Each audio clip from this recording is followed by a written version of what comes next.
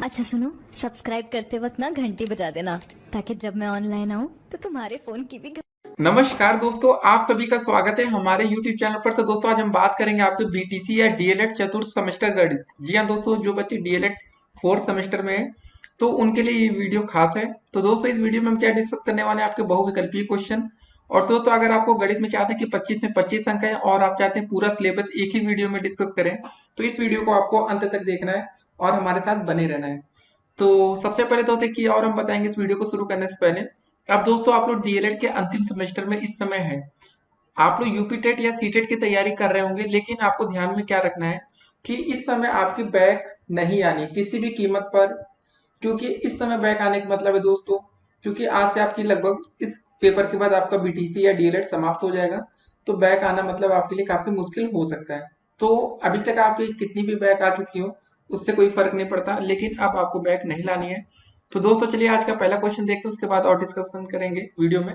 आज का आपका पहला प्रश्न है, 3125 का घातीय संकेतन है। तो आपके सामने दोस्तों चार विकल्प दिख रहे हैं, 5 की घाते 5, 3 की घाते 5, 3 की घाते 4 या 5 की घाते 4। तो आपके मन में काफी आ रहा होगा कि कौन सा विकल्प हो सकता है। जो बच्चे तुक्का लगाते हैं, देखिए दोस्तों इस वीडियो में आप लोग को प्रत्येक क्वेश्चन के आपको एक नंबर मिलेंगे। तो आप लोग अपने आप को हर क्वेश्चन के एक एक अंक देते जाएंगे जितने क्वेश्चन सही हों। आपके लिए सरप्राइज है कि टोटल कितने क्वेश्चन आने वाले हैं, और उम्मीद करते हैं दोस्तों आप लोग अच्छे से अच्छे अंक प्राप्त करेंगे। देखिए 3125 का घातीय संकेतन निकालना तो कैसे निकाल सकते हैं। अब जिन बच्चों की मैथ काफी अच्छी हो वो तो बहुत ही अच्छी देखते ही तुक्का मार देंगे या लगा सकते हैं, लेकिन इसका दोस्तों प्रॉपर तरीका रहेगा 3125। ठीक है दोस्तों, 5 और 3 की बात दिया गया तो मतलब 5 का फैक्टर बना लेते हैं। पहले 5 से भाग करेंगे क्या हो जाएगा, 5 अंक 30, 5 दूनी 10, 50 25। ठीक है दोस्तों, फिर 5 से भाग कर देंगे, कितनी बार जाएगा, 5 एकम 5, 5 दूनी 10, 50 25। फिर दोस्तों 5 से भाग करेंगे, 5 दूनी 10, 50 25। फिर 5 से भाग करेंगे दोस्तों, 50 25, और फिर 5 से एक बार भाग जाएगा, 5 एकम 5। तो दोस्तों टोटल गिन लीजिए 5 कितनी बार आ रहा है, 3 बार ये आ रहा है, 2 बार ये आ रहा है। तो टोटल हम दोस्तों कैसे लिखेंगे, 5 गुड़े 5 गुड़े 5 गुड़े 5 गुड़े 5 बराबर है। दोस्तों इतनी बार गुणा करेंगे तो हमारा आएगा 3125। तो दोस्तों आपकी 5 की घाते कितना बन जाएगा, 5 की घाते यहाँ से 4।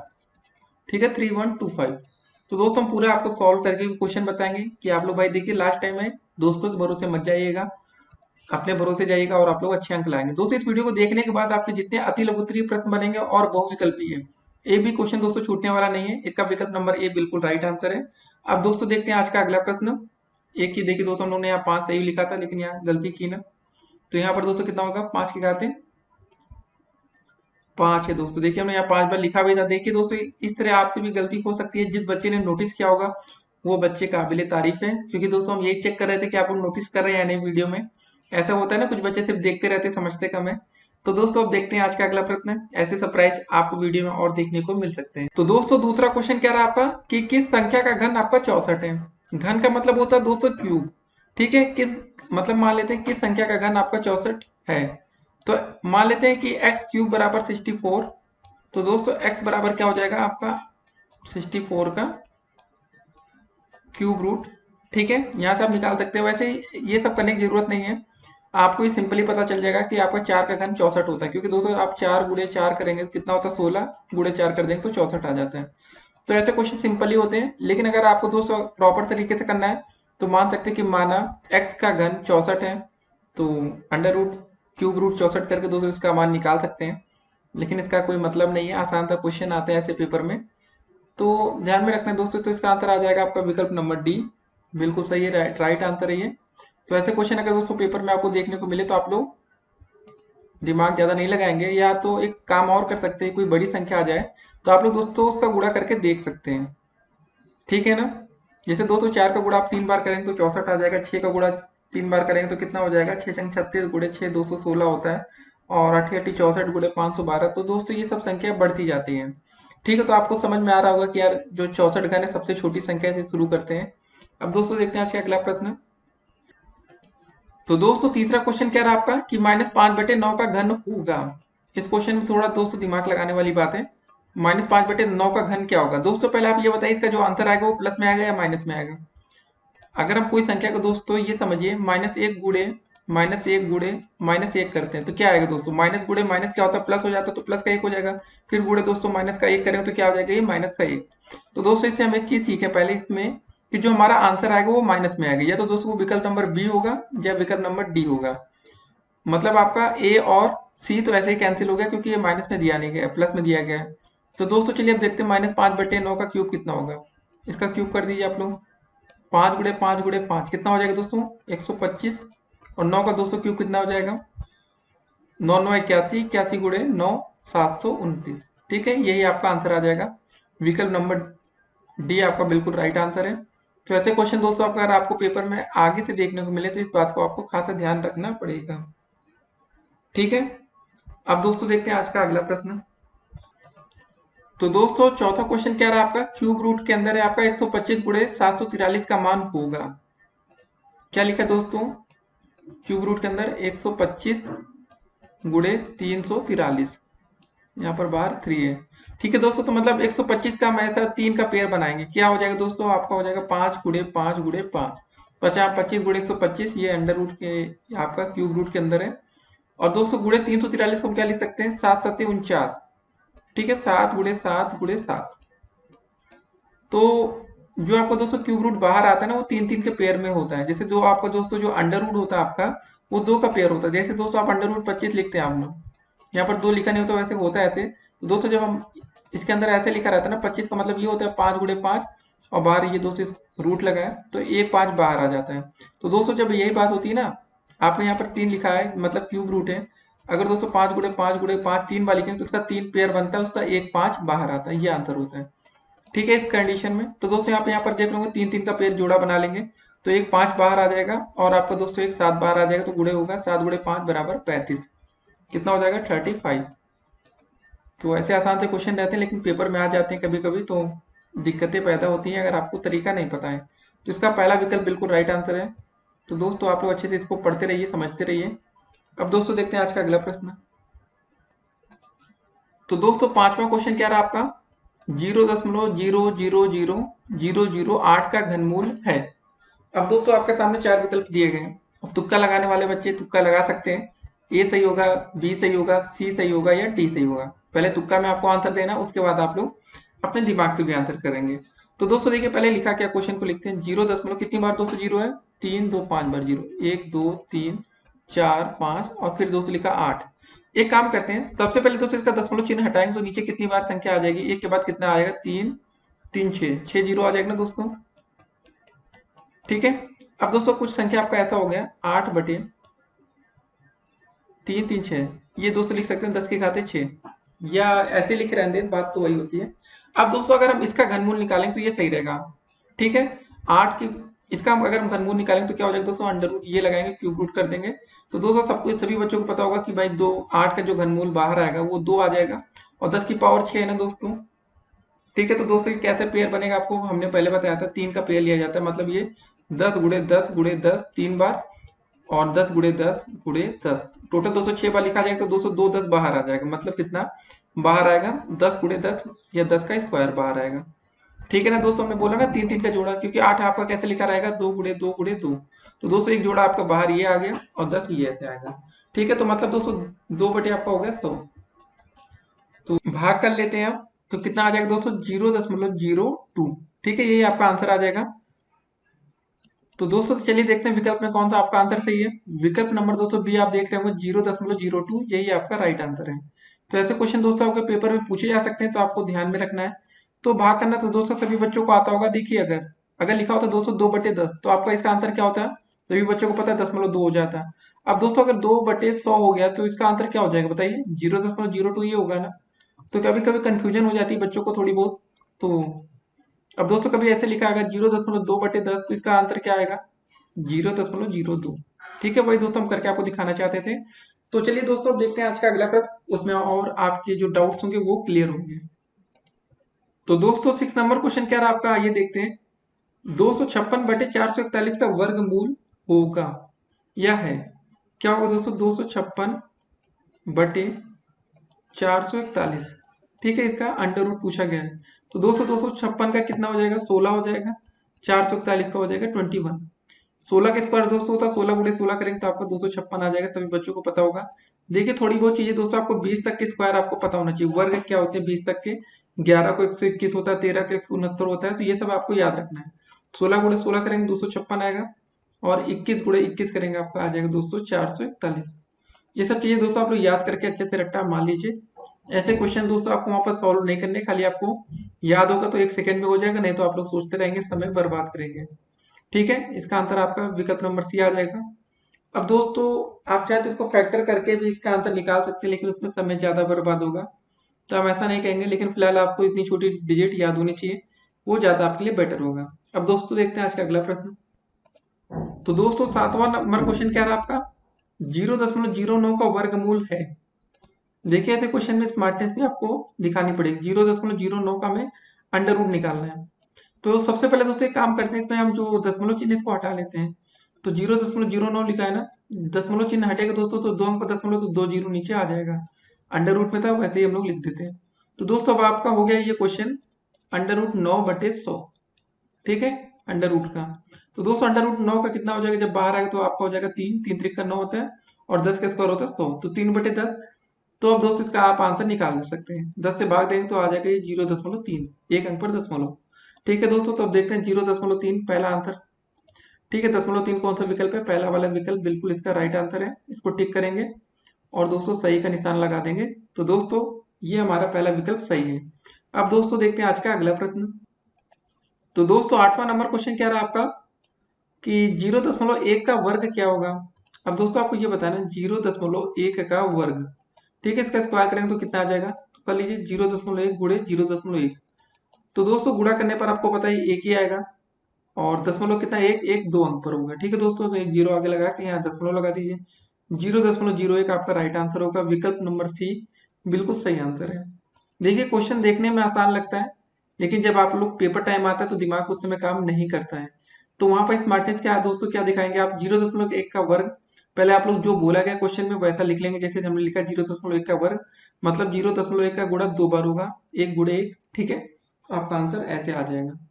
आप लोग वहां बिल्कुल भी जल्दबाजी हड़बड़ाहट नहीं दिखाएंगे। होता क्या है, लास्ट टाइम रहता है दोस्तों, जिन बच्चों की मैथ कमजोर होती है वो बच्चे डर जाते हैं, सोचते हैं कि अगल बगल का सहारा लें, उसी में होती है दोस्तों गलतियां। अब देखते हैं आज का अगला प्रश्न। तो दोस्तों 9वां क्वेश्चन क्या रहा आपका, 0.3 का स्क्वायर का मान आपको बताना है। ठीक है, 0.3 की घाते 2 का मान आपको बताना है क्या होगा। तो बस गुणा कर लेते हैं, 0.3 गुणे 0.3। जो क्वेश्चन दोस्तों लिखा रहा है वही आपको करना है, आपको कुछ भी अलग से नहीं करना है, तो आपको परेशान नहीं होना। 3 त्रिक का दोस्तों होता है आपका 9। देखिए दशमलव 1 अंक पर यहाँ पर लगा, 1 अंक पर यहाँ, तो मतलब 2 अंक पर 200 आपका दशमलव लगेगा, तो 0.09 कर देंगे, ये आपका आंसर हो जाएगा। ठीक है, और जिन बच्चों को गुणा करना अभी तक नहीं आया है, 4th सेमेस्टर में आ गए, तो आप लोग दोस्तों कमेंट करिएगा, बिल्कुल शर्माने की जरूरत नहीं है। हम आपको गुणा करना भी अलग से सिखा देंगे कि दशमलव वाले चिन्हों का गुणा कैसे करते हैं। फिलहाल दोस्तों हमारी कोशिश है आपको बिल्कुल बेसिक समझाने की, क्योंकि दोस्तों अब ये आपका अंतिम समय है, अगर आपने अभी नहीं सीखा तो कभी नहीं सीख पाएंगे। ठीक है दोस्तों, तो ये क्वेश्चन फिलहाल ऐसा था।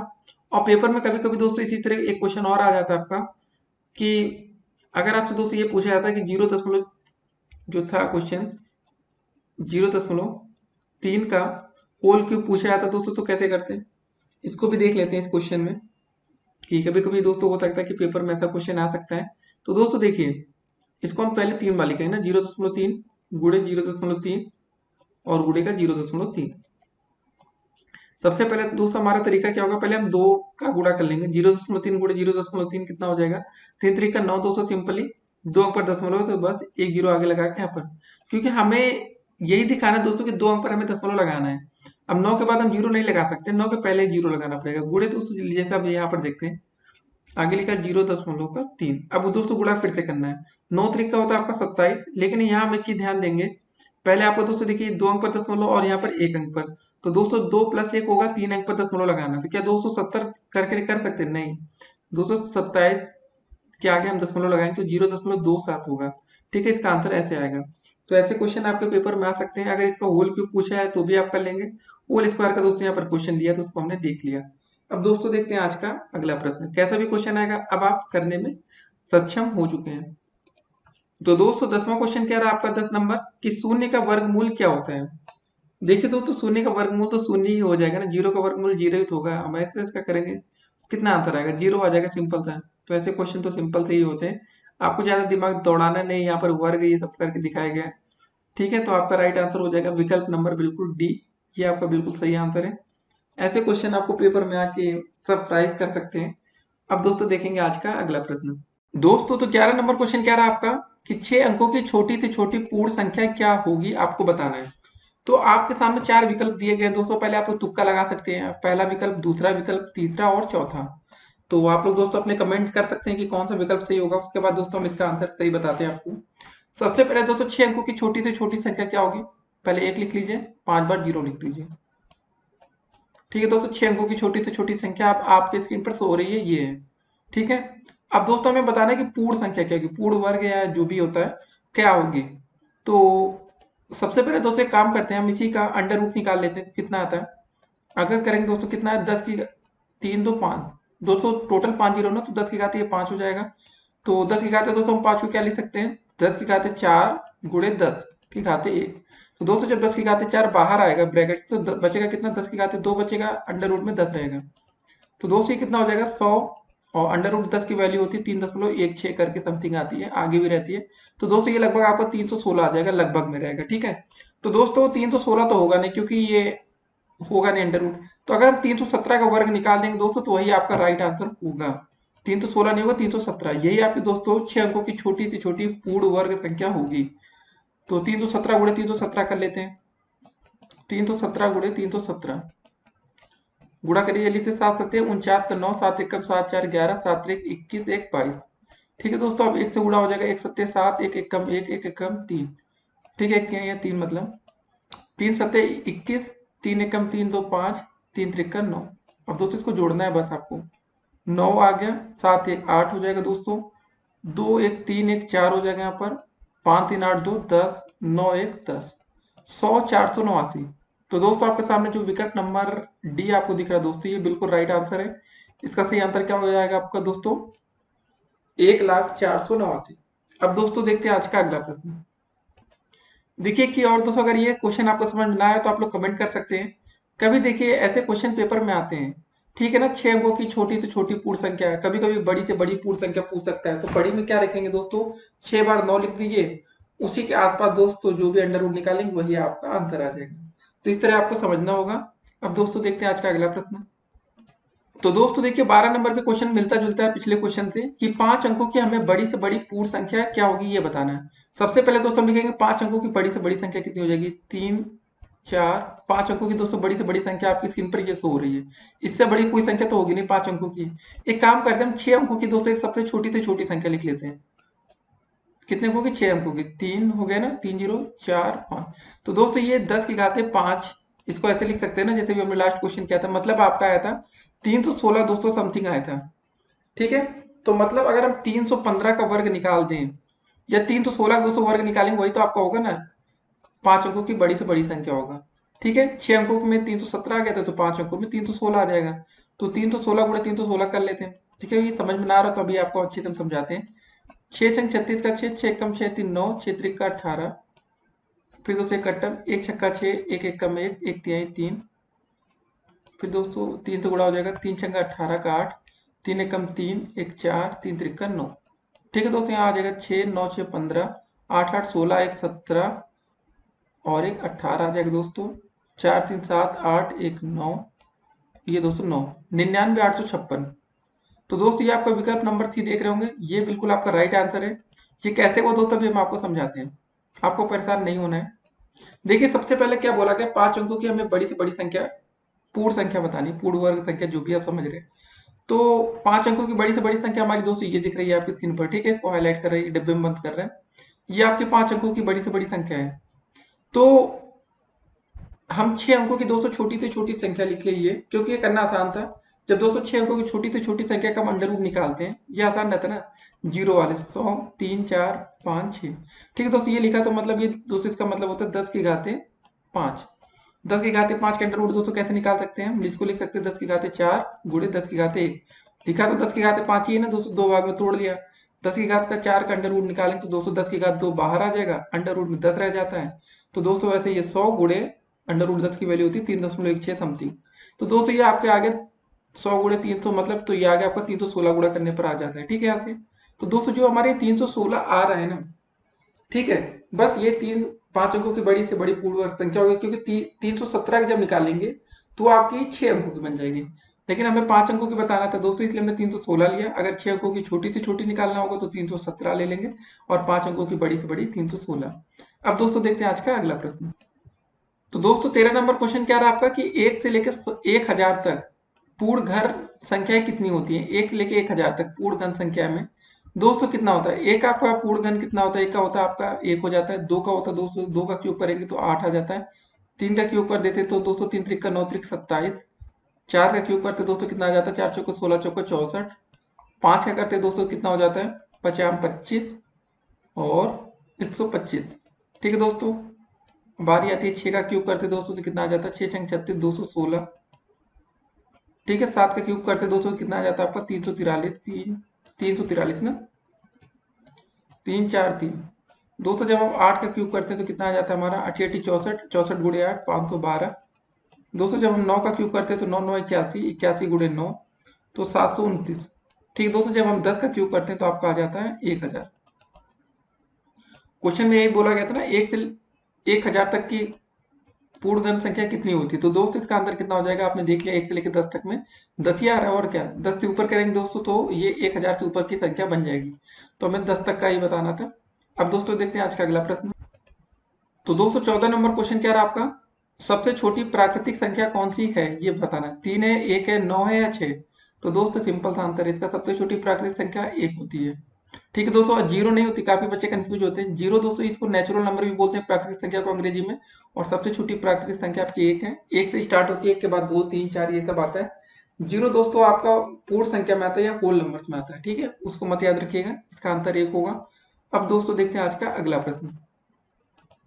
तो दोस्तों 15 नंबर क्वेश्चन क्या रहा आपका कि 201 की घाते 2 गुणे 200 माइनस 200 की घाते 3 का मान आपको ज्ञात करना है। तो ऐसे क्वेश्चन में दोस्तों आप लोग गुणा ना करने लगिएगा, सबसे पहले इसमें स्मार्टनेस आपको दिखानी पड़ेगी। 201 की घाते 200 कितना लिखा 2, गुणे में दोस्तों आपको लिखा 200 माइनस का 200 की घाते 3। तो दोस्तों एक काम करिए, देखिए 200 यहाँ पर भी है, 200 इधर भी दिख रहा है, तो 200 को हम क्या करते हैं कॉमन ले लेते हैं दोनों में से। ठीक है दोस्तों, जैसे 200 कॉमन लेंगे तो क्या बचेगा ब्रैकेट में 201। ठीक है, इसको थोड़ा बड़ा ब्रैकेट कर लेते हैं, इसका होल स्क्वायर आ जाएगा माइनस का 200 का होल स्क्वायर आ गया। ठीक है, ब्रैकेट क्लोज। तो दोस्तों अब एक आपके सामने एक स्क्रीन पर एक फार्मूला बन गया आपका, ये ए स्क्वायर दिख रहा है ना। ठीक है दोस्तों, और ये माइनस का बी स्क्वायर बन गया। तो दोस्तों आपने ए स्क्वायर माइनस बी स्क्वायर का फार्मूला पढ़ा होगा, एक ब्रैकेट में हो जाता है ए प्लस बी और एक में होता है आपका ए माइनस का बी। तो दोस्तों वैसे ही इसमें भी कर लेंगे, ये हो जाएगा 200। पहले हम दोस्तों जब ए प्लस बी का फार्मूला लगाएंगे तो क्या हो जाएगा 201 प्लस का 200। ठीक है दोस्तों, जब ए माइनस बी का फार्मूला लगाएंगे तो 201 माइनस का 200, तो क्या हो जाएगा दोस्तों ये 200 है, और गुणे में दोस्तों आपका क्या आ जाएगा 201 और 200 जोड़ लेंगे तो आ जाएगा 401। दोस्तों 201 में से 200 घटा लेंगे तो बचेगा 1। अब गुणा कर लेंगे, बस आपका आंसर आ गया। 1 0 में 0 0, सिंपल से दोस्तों इतना समय नहीं लगाना हमें गुणा करने में। 2 का 200 सीधे गुणा कर दीजिए, इसमें कितना हो जाएगा 2, कितना हो जाएगा दोस्तों 2 1 कम 2, 2 0 में 0, 2 चौके 8, 2 0 बढ़ा दीजिए 80,200। अब दोस्तों देखते हैं विकल्प नंबर कौन सा सही है हमारा, 80,200। विकल्प नंबर बी आपका बिल्कुल राइट आंसर है। तो ऐसे क्वेश्चन दोस्तों आपके पेपर में आ सकते हैं, इसमें आपको स्मार्टनेस दिखानी होगी, समय ज्यादा आपको बर्बाद नहीं करना है। अगर आप अपने हाथ से करेंगे तो मुश्किल से 1 से 2 मिनट के अंदर ये सवाल आपसे हो जाएगा। ठीक है दोस्तों, अब दोस्तों देखते हैं आज का अगला प्रश्न। तो दोस्तों 16 नंबर क्वेश्चन क्या रहा आपका, पूछा गया कि भाज्य बराबर आपका फार्मूला क्या होता है। शेषफल बटे भागफल होता है, कि भाज्य गुणे भागफल होता है, कि भाज्य गुणे भागफल प्लस शेषफल होता है, कि भाज्य गुणे भागफल। तो दोस्तों आप लोग अपने उत्तर जल्दी से दीजिए। तो जी हाँ दोस्तों, जिन बच्चों ने विकल्प नंबर सी को बोला कि भाज्य गुणे भागफल प्लस शेषफल होता है, वो बच्चे बिल्कुल राइट है, ये बिल्कुल सही आंसर है। ठीक है, भाज्य बराबर आपका फार्मूला होता है भाज्य गुणे भागफल प्लस शेषफल। अब दोस्तों देखते हैं आज का अगला प्रश्न। तो दोस्तों 17 नंबर क्वेश्चन क्या रहा आपका, आंकड़ों 12 12 13 12 10 6 12 7 जो भी दोस्तों दे रखा है 100 102 और 102 का बहुलक आपको पूछा गया है, क्या होगा। तो दोस्तों हमें पता है कि बहुलक वही संख्या होती है जो सबसे ज्यादा बार, जिसकी बारंबारता सबसे अधिक हो या जो सबसे ज्यादा बार आया हो। तो दोस्तों देखिए 12 कितनी बार आ रहा है, एक बार, दो बार, फिर 12, फिर 12 आया, फिर 12, फिर 12। तो दोस्तों यहाँ हम देख रहे हैं 12 सबसे अधिक बार आ रहा है, उसके बाद 100 तो एक ही बार आया दोस्तों यहाँ पर। 102 दोस्तों आपका ये 2 बार आया है सिर्फ, और 13 कितनी बार आ रहा है दोस्तों, 1 बार ये आ रहा है बस। तो दोस्तों हमारा इसका बहुलक क्या हो जाएगा इस क्वेश्चन के लिए दोस्तों, हमारा इसका आंसर आ जाएगा 12। ये सबसे अधिक बार इसकी आवृत्ति हुई है, सबसे अधिक बार ये रिपीट हो रहा है, इसलिए हमारा आंसर होगा दोस्तों विकल्प नंबर ए 12 सही आंसर होगा। अब दोस्तों देखते हैं आज का अगला प्रश्न। तो दोस्तों 18 नंबर क्वेश्चन क्या रहा आपका कि वर्तमान में मीरा की माँ की आयु उसकी 4 गुनी है, 5 वर्ष बाद माँ की आयु मीरा की आयु की 3 गुनी रह जाएगी, दोनों की वर्तमान आयु दोस्तों हमें बताना है। पहले दोस्तों मान लेते हैं थोड़ी देर के लिए, माना मीरा की आयु कितनी दोस्तों, मीरा की आयु, ठीक है दोस्तों बहुविकल्पी क्वेश्चन इतना लिखना नहीं होता, लेकिन आप लोग लिख लीजिएगा, x वर्ष है, ठीक है दोस्तों, और उस समय उसकी माँ की आयु कितनी है, उसकी 4 गुनी। तो दोस्तों यहाँ से उसकी माँ की आयु कितनी हो जाएगी, माँ की आयु बराबर दोस्तों हो जाएगा आपका 4x, ठीक है, इतने साल। अब दोस्तों बोला गया कि 5 साल बाद, ठीक है दोस्तों, 5 साल बाद मीरा की आयु में 5 साल और जोड़ दीजिए दोनों में, और माँ की आयु में भी 5 साल आप जोड़ दीजिए, ठीक है। मीरा की आयु मतलब 5 साल बाद माँ की आयु उसकी मीरा की आयु की 3 गुनी रह जाएगी। जो दोस्तों ये माँ की आयु है ना, ये मीरा की आयु की कितनी 3 गुनी रह जाएगी। तो दोनों की वर्तमान आयु बतानी, तो दोस्तों इसको सॉल्व कर लेंगे तो ये हो जाएगा 3x प्लस का 15 बराबर आपका है 4x प्लस का 5 ही रहेगा। तो दोस्तों यहाँ से 3x इस साइड ले आएंगे तो कितना हो जाएगा x, और 5 इधर ले आएंगे तो बचेगा 10। तो दोस्तों 15 माइनस 5 हो जाएगा ये, और दोस्तों 3x इधर आएगा 4x माइनस 3x। तो दोस्तों यहाँ से आ जाएगा 10 और x की वैल्यू 10 आ गई। तो दोस्तों x बराबर कितना है, मतलब मीरा है, तो दोस्तों आपका x बराबर आ गया 10 वर्ष। मतलब मीरा की आयु दोस्तों हमने x वर्ष मानी थी, यहाँ पर देखिए माना मीरा की आयु हमारी कितनी थी, x वर्ष थी। तो दोस्तों माँ की आयु कितनी हो जाएगी, माँ की आयु दोस्तों हमने कितनी मानी थी, 4x मानी है ना, तो 4 गुणे 10 कर देंगे दोस्तों, हमारा कितना आ जाएगा 40 वर्ष। यहाँ पर दोस्तों लिख लीजिएगा मीरा की आयु, मीरा, ठीक है, मीरा समझ जाएंगे आप लोग, 10 और 40 दोस्तों, मीरा की आयु 10 वर्ष है और माँ की आयु कितनी है आपकी 40 वर्ष है। तो दोस्तों ऐसे क्वेश्चन आपके पेपर में आते हैं, तो आपको ध्यान में रखना है कि अगर आयु से संबंधित कोई क्वेश्चन आएगा तो आप कैसे करेंगे। आसान प्रश्न था, जो बोलता जाए प्रश्न खाली आपको वही लिखते जाना है और कुछ भी अपनी तरफ से नहीं करना है। अब दोस्तों देखते हैं आज का अगला प्रश्न। तो दोस्तों 19 नंबर क्वेश्चन क्या रहा आपका कि किसी युगपत समीकरण को हल करने में कितनी विधियों की सहायता ली जा सकती है। तो दोस्त इसका आंसर बताइए आप लोग क्या होगा, सोचिए जल्दी से। और जिन बच्चों ने बताया कि किसी युगपत समीकरण को हल करने के लिए 2 विधियों का सहारा लिया जा सकता है, वो बच्चे बिल्कुल राइट है, ठीक है, इसका आंसर होगा दोस्तों विकल्प नंबर सी। अब दोस्तों देखते हैं आज का अगला प्रश्न।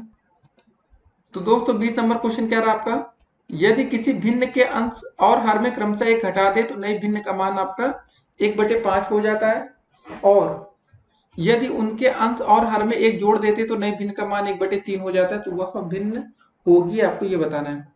आपके सामने 4 विकल्प दिए गए दोस्तों, आप लोग अपना उत्तर गेस कर सकते हैं, तब तक तुक्का मारिए और हम क्वेश्चन को सॉल्व करते हैं, ठीक है। पहले बोला गया दोस्तों अंश और हर में हमें 1 घटाना है। दोस्तों मान लेते किसी भिन्न का अंश है x और हर है आपका y, ठीक है दोस्तों, अंश में 1 घटा देते हैं x-1, और y में भी दोस्तों हम 1 घटा देते हैं, तो आपका क्या हो जाता है, नई भिन्न का मान 1/5, इसको समीकरण 1 मान लेते हैं। ये थोड़ा और काम करते हैं दोस्तों, त्रिज्या गुणा कर लेते हैं, तो कितना हो जाएगा यहाँ पर 5x-1 बराबर दोस्तों हो जाएगा 1 इंटू वाई माइनस का 1। कितना हो जाएगा दोस्तों सॉल्व करने को, 5x माइनस का 5 बराबर y माइनस का 1, y अच्छे से लिखते हैं। अब दोस्तों ये हो जाएगा 5x, दोस्तों y इधर आ जाएगा तो कितना हो जाएगा माइनस का y, और दोस्तों यहाँ -1 प्लस का 5 इधर चला जाएगा, तो आपका हो जाएगा 5y माइनस का y बराबर 4, ठीक है दोस्तों। अब इसको समीकरण 1 मानते हैं अच्छे से, ये वाला समीकरण 1 अभी नहीं माना है। उसके बाद दोस्तों बोला गया यदि उनके अंश और हर में क्रमशः 1 जोड़ देते तो नई भिन्न का मान 1/3 हो जाता है। उनके अंश में मतलब दोस्तों x में 1 जोड़ते हैं और हर में भी दोस्तों हम लोग 1 जोड़ देते हैं, तो नई भिन्न का मान 1/3 हो जाता है। इसको त्रिज्या गुणा कर लेंगे दोस्तों, कितना हो जाएगा 3x प्लस का 1 बराबर दोस्तों 1 से गुणा हो जाएगा आपका y प्लस का 1, ठीक है। कितना आ जाएगा यहाँ पर दोस्तों 3x प्लस का 3 बराबर दोस्तों आपका यहाँ पर आ जाएगा y प्लस का 1। तो दोस्तों y को इधर ले आते हैं, कितना हो जाएगा 3x माइनस का y बराबर दोस्तों 1 माइनस का 3 हो जाएगा, या 3x माइनस का y बराबर का माइनस का 2। दोस्तों ये आपका समीकरण नंबर सेकंड हो जाएगा, ठीक है, फर्स्ट ऊपर मान लिया, सेकंड ये। अब दोस्तों इसको सॉल्व कर लेते हैं। समीकरण 1 कितना था 5y माइनस ये दोस्तों 5x होगा ना यहाँ पर, इसको थोड़ा आप लोग दोस्तों ध्यान दिया करिए। आप लोग को भी दोस्तों हम चेक करते रहते हैं कि आप लोग ध्यान दे रहे हैं या नहीं क्वेश्चन में, जैसा कि हमने पहले बोला था। तो दोस्तों आप क्या करेंगे इस क्वेश्चन में, चलिए दोस्तों लिख लेते हैं पहले दोनों समीकरण को। पहला समीकरण आपका 5x माइनस का वाई बराबर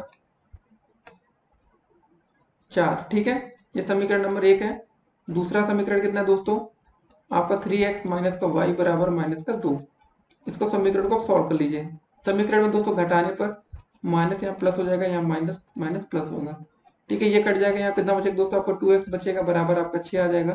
तो दोस्तों x बराबर आ जाएगा 6/2, 2 1 कम 2, 2 3 6 बराबर 3, ठीक है दोस्तों। तो हमारा x का मान आएगा 3। ये पहला आंसर हो गया हमारा, x का मान पता चल चुका है, मतलब अंश का मान पता चल चुका है। और दोस्तों हमारा विकल्प भी क्लियर होना शुरू हो जाएगा। या तो आंसर आपको दोस्तों बी विकल्प होगा या तो डी विकल्प होगा। अब हर का मान दोस्तों में निकालना है किसी भी समीकरण में दोस्तों। जी हाँ दोस्तों, जैसे समीकरण 1 और 2 माने थे हम लोग। चलिए यहाँ पर समीकरण 1 में ही x का मान हमें कितना रखना है, 3 रखना है। तो दोस्तों यहाँ x के कितना रखेंगे, 3 रख देंगे। तो कितना हो जाएगा 5 गुणे 3 माइनस का वाई बराबर 4, 5 या 15 माइनस का वाई बराबर दोस्तों हो जाएगा आपका 4, माइनस का वाई उधर जाएगा, कितना हो जाएगा प्लस का 15 माइनस 4 इधर आएगा, वाई इधर जाएगा। तो दोस्तों वाई बराबर आपका आ गया 11। अंत और हर दोस्तों हमें पता चल चुका है, वाई 11 होगा, मतलब अंश दोस्तों आपका कितना है, x है, वाई कितना है, हर है, ठीक है। ये वाई है नीचे ना, x की जगह 3, हर की जगह दोस्तों आप लोग वाई की जगह 11 रखेंगे। तो हमारा आंसर कितना आ जाएगा, 3/11। तो दोस्तों हमारा राइट आंसर है विकल्प नंबर डी, बिल्कुल सही आंसर है। अब दोस्तों देखते हैं आज का अगला प्रश्न। एक बात और दोस्तों, अगर आप लोग चाहते हैं कि हमसे व्हाट्सएप पर जुड़ना चाहते हैं तो दोस्तों आप लोग हमें मैसेज कर सकते हैं। हमारा व्हाट्सएप नंबर है 8738079216। तो दोस्तों वहाँ आपको मैथ की सारी वीडियोस मिल जाएगी। तो फिर से लिख लीजिए 8738079216। अब दोस्तों देखते हैं आज का अगला प्रश्न। दोस्तों तो 21 नंबर क्वेश्चन कह रहा है आपका कि विद्यालय की बास्केटबॉल टीम द्वारा 10 मैचों में प्राप्त अंक निम्नवत हैं, ठीक है। तो क्या क्या दोस्तों है, 10 12 8 9 जो भी है दोस्तों, मैच के अंकों की हमें माध्यिका बतानी है। तो माध्यिका निकालने के लिए दोस्तों हम सबसे पहले क्या करते हैं, जो भी हमें डेटा दिया गया था, जैसे दोस्तों ये दिया गया संख्या, इसको या तो हम अवरोही क्रम में लिखें या तो आरोही क्रम में लिखें। सबसे पहले दोस्तों इसको हम आरोही में लिख लेते हैं।